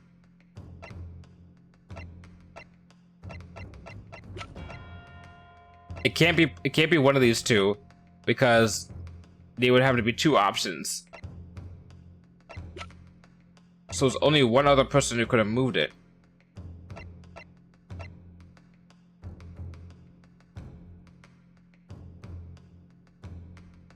Only one person would care enough, and that would be the shop owner. Quite clearly, it was the work. Oh, fuck me, I got it wrong. Oh, fuck.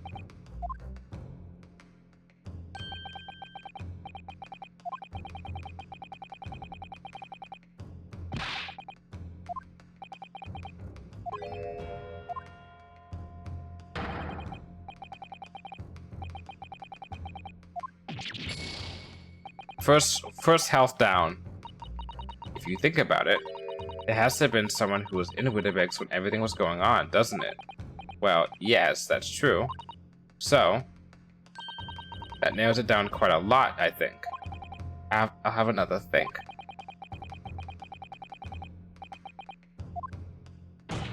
Ladies and gentlemen, the question now is clear. You know the items on the countertop were moved.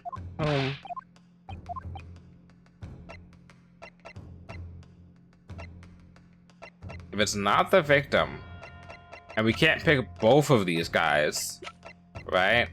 Then the only other person it could be would be one of these two people. The person who got shot that didn't die.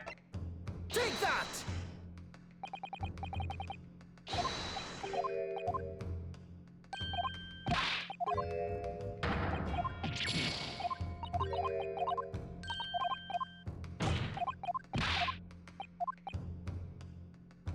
No fucking way. No fucking way, hon. Take that!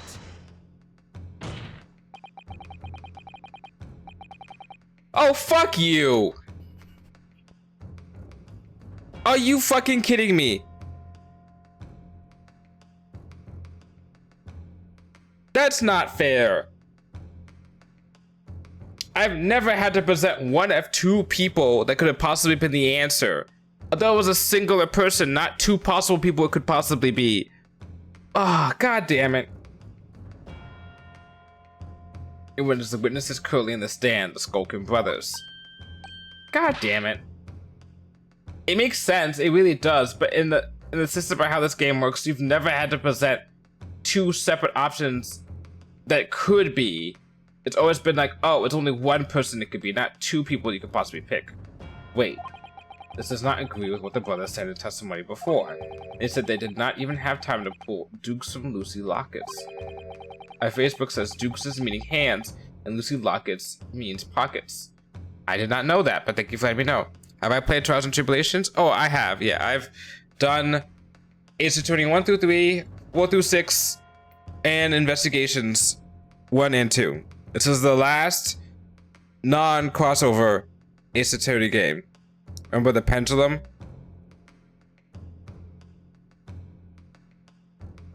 Oh, I'm going to think back to that. In 3-5. Let's see. You mean the last case? You mean like the case with Mia and Maya's mother? The turning of the pendulum. Oh, like setting the clock to be certain to ring earlier. Is that the only? Is that you saying that's the only other time that they've done that? Where they've done a situation where they're like, oh, haha. But is this another lie? Swinging the body. Oh. Is that what you were saying? When you have swinging the body across the bridge that was burning, and then you're like, oh, we have the picture that we have from Larry that talks about the bridge, the insurance going across the body, the ravine. Is this what you're saying? Yes, I'm afraid so. Now hold on there a minute. Can't be sure of that. I quite agree. The accused is a common pick purse after all. When proving that it actually happened, either Christopher or the autopsy reports. The autopsy works. Okay, but I feel like there's a difference between, in my opinion, showing two pieces of evidence that work and showing two different witnesses that work. And even that, like, specifically the language of which this was discussed was one.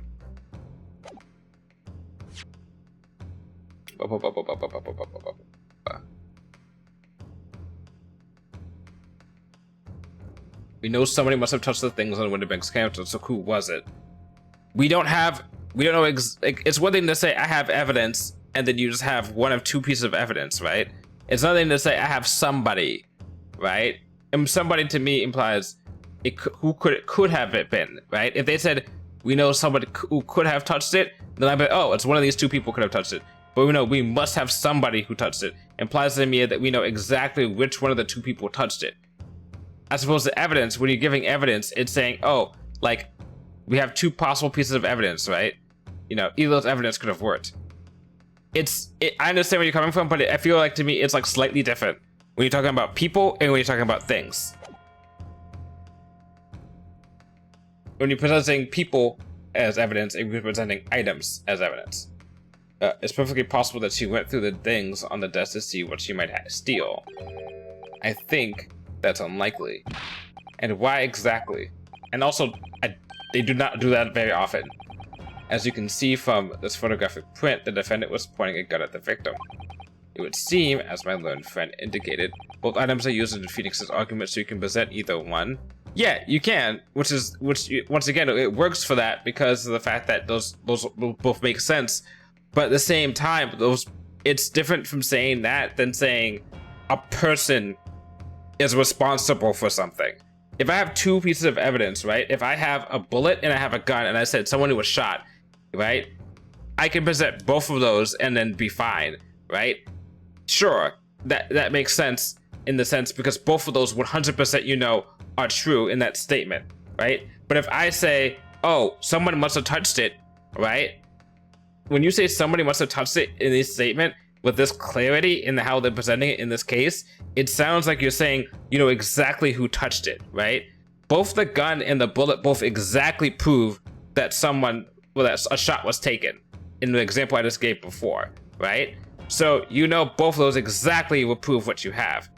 But in this situation, you're presenting two people, you're showing exactly that someone had been touching this, right?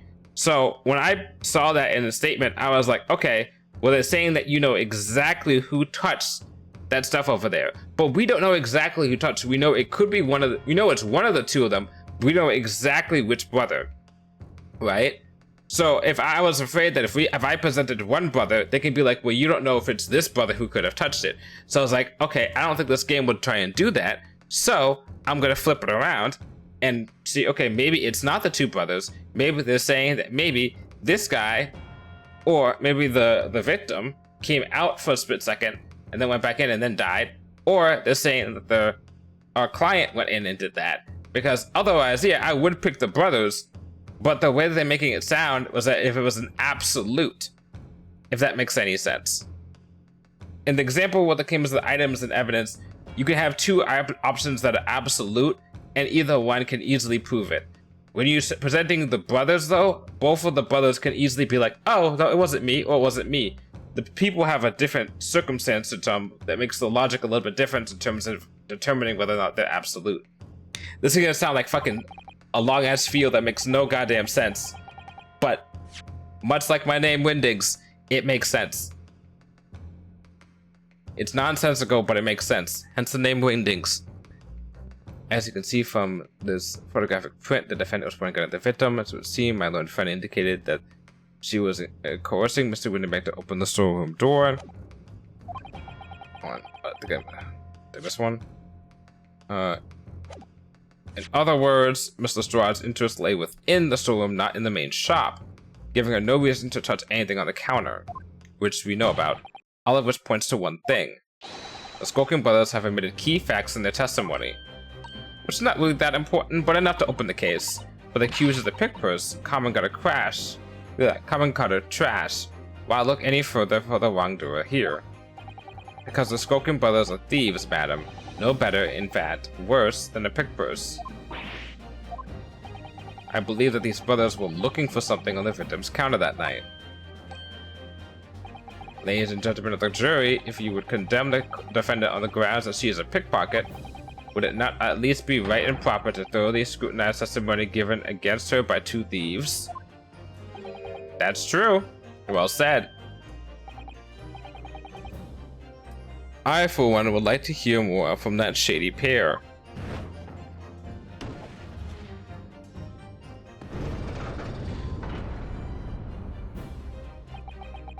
Can you all see now?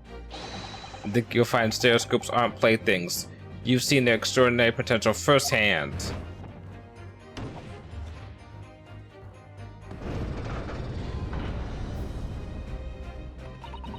Wholeheartedly agree. Stop. Must protest after trial. Stop. Or return home via Regent Street. Stop.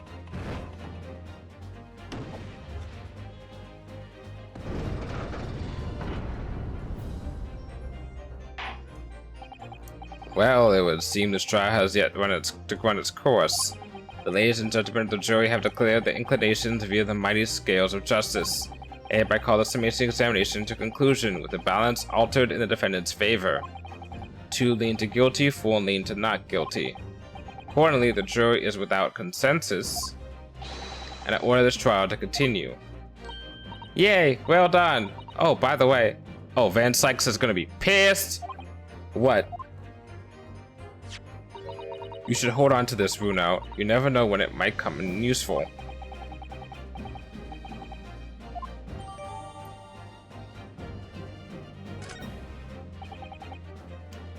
Lord Van Sykes, you will instruct the witnesses that the court demands additional testimony from them. I'm sure I won't spoil the bouquet to do so, my lord.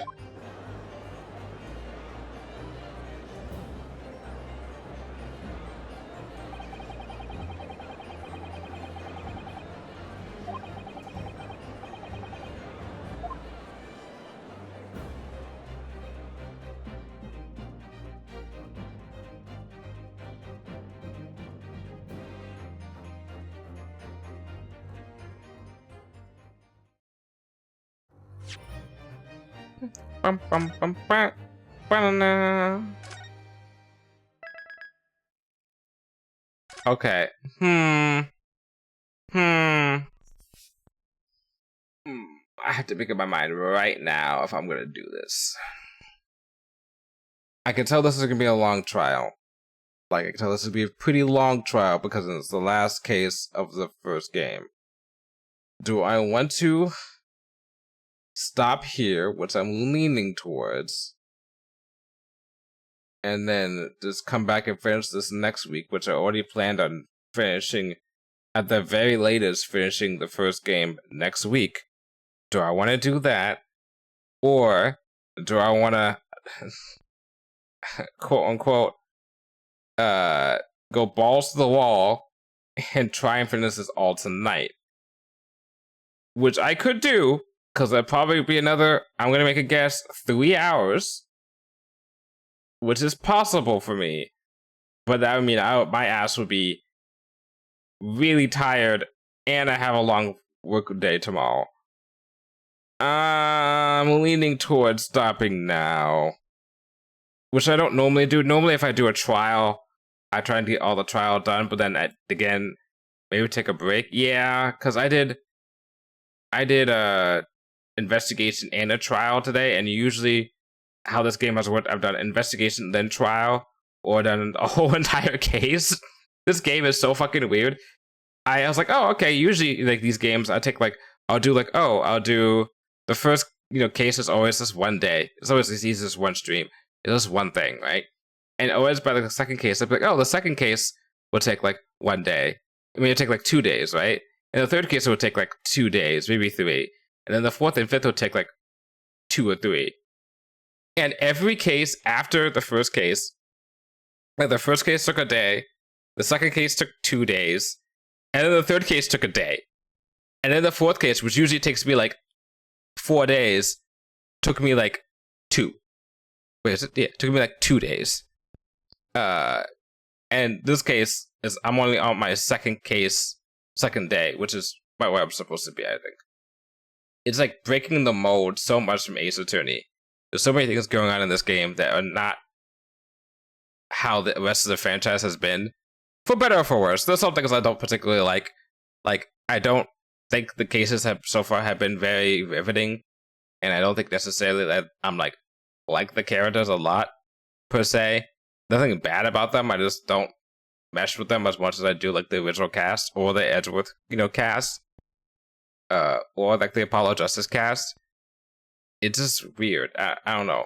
But they're not bad. And I also, like 100%, as I said earlier, I can tell that there's no fucking way we're gonna solve every single thing that's been introduced in this game, right now. I feel like this game was made knowing 100% they were gonna make a sequel. Because there's so much shit going on that there's no way let's say there's like 3 trial parts, right? There's no way in 2 more trial parts we're gonna get through 4 cases worth of other shit that's been going on all done. So it's just weird to me that usually I expect a game to be like, Ace Attorney games are really good at being, as I said before, like, oh, you've done it, it's self-contained, everything's good, and then the next game will be like, oh, by the way, that one case you did in the previous game, yeah, that's now important. That now has a second thing going on. Oh, now you know the history about that other case from another game. And this is the first game where it feels like there's shit that I'm just like, I don't know if we're gonna get everything done that was supposed to get done story-wise in this game. I feel like you're trying to save some shit for next game. Like fucking Lord Van Sykes going on break for 5 years and then coming back. There's definitely some shit there. That's some like Edgeworth, like, like Von Karma shit, There's some shit going on there that we just need to get into. The prosecutor backstory, we haven't even touched on it at all. At all. That is insane. In Ace Attorney, we got, the first Ace Attorney game, we had Edgeworth, and we talked about that and his backstory. We got some part of it, the main part of it, by the end of the first game. By the second game, we got Franziska Von Karma. We didn't really need a backstory for her, but so that was fine. But we got her like character development, everything all like done, to a degree. By the third game, we got it, and we got all of that done in terms of his backstory. Went a little bit dark. And then in Apollo Justice, we had the stuff with Clavier Gavin, which is really fed into all the stuff with the Dark Age of the Law case with Phoenix Wright and the Gramarys, right? That whole entire setup. With the fifth game, we had Blackwell. With once again, we learned about his backstory with Athena and her mom. We learned all of that detail, kind of even before the last case. Even with the sixth game, we had everything with Sad Madi, right? I forgot to say his first name, so at the end, but Sad Madi, right? Which was probably the most intrinsic backstory other than Edgeworths of all the prosecutors. This guy we have no clue about, and we've spent 3 cases, or at this point now 3 cases, including this case with him, and all we know is that he's disappeared and then came back, and he doesn't like the Japanese. Acting like he's fucking Joseph Joestar right now. Like, what the hell, man? Like, I'll never forgive the Japanese. That's basically what this guy is like. That's his whole entire thing so far. That, and then he supposedly, like, every time a defendant goes up in a case where this guy's involved, they end up having something bad with him happen to them. Yeah. Anyway, I think we actually are going to stop the stream for today because I am tired and I have been, basically tired, and I will come back to this next week, and then we'll finish this off next week 100%, because I can tell we're gonna get this whole trial done. There's not gonna be another investigation, right? We did 4 parts of investigation in total, which is insane. Usually investigations like 2 parts. We did 4 parts of investigation, so there's no way they're tossing us to another investigation. So we'll come back next week and finish this up, and then the week afterwards we'll go straight into the Great Ace Attorney 2. And I will still make it to do so that we can finish all of the Ace Attorney games. Oh, thank you, Lefties. We'll finish all of the Ace Attorney games that are available to play on computer by the end of this year. And I will complete my quest that I set off at the beginning of last year in January, where I said I'm going to play through every single Ace Attorney game that is available on PC / Switch through to completion by the end of the year after. I did all of Ace Attorney 1 through 3 in last year, and Investigations last year, and Investigations 2 last year, and then I did Apollo Justice, and Dual Destinies, and Spirit of Justice all earlier this year. And then once I knock out this and the Great Ace Attorney, I will be done. And then all I will do is just sit down with my 3DS and play the Professor Layton Phoenix Wright crossover that I've had for like 5 years or some shit. Well, actually, no, way more than 5 years, actually, when I think about it. And finally play through that. And then I will have completed every single Ace Attorney game that exists. Unless they announce the 7th one, and then I'll be like, God damn it. Although I'll be super excited anyway, because I want to go back to playing mainline Ace Attorney games. Anyway, we're gonna find someone to raid. Put us over also to here. Yeah. Oh, also there goes my stomach. Alright. Who am I gonna find to raid today? Who am I gonna scare?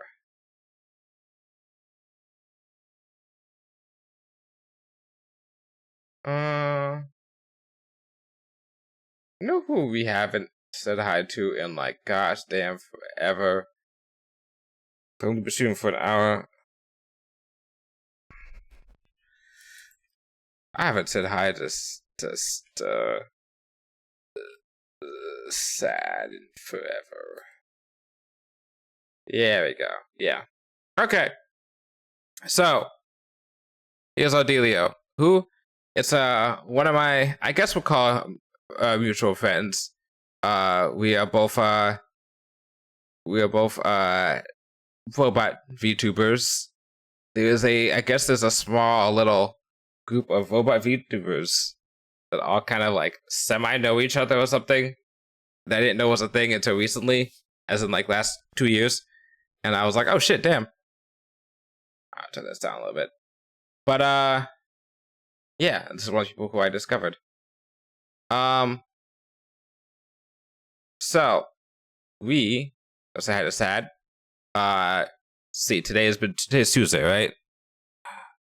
So tomorrow we have some more Hollow Knight.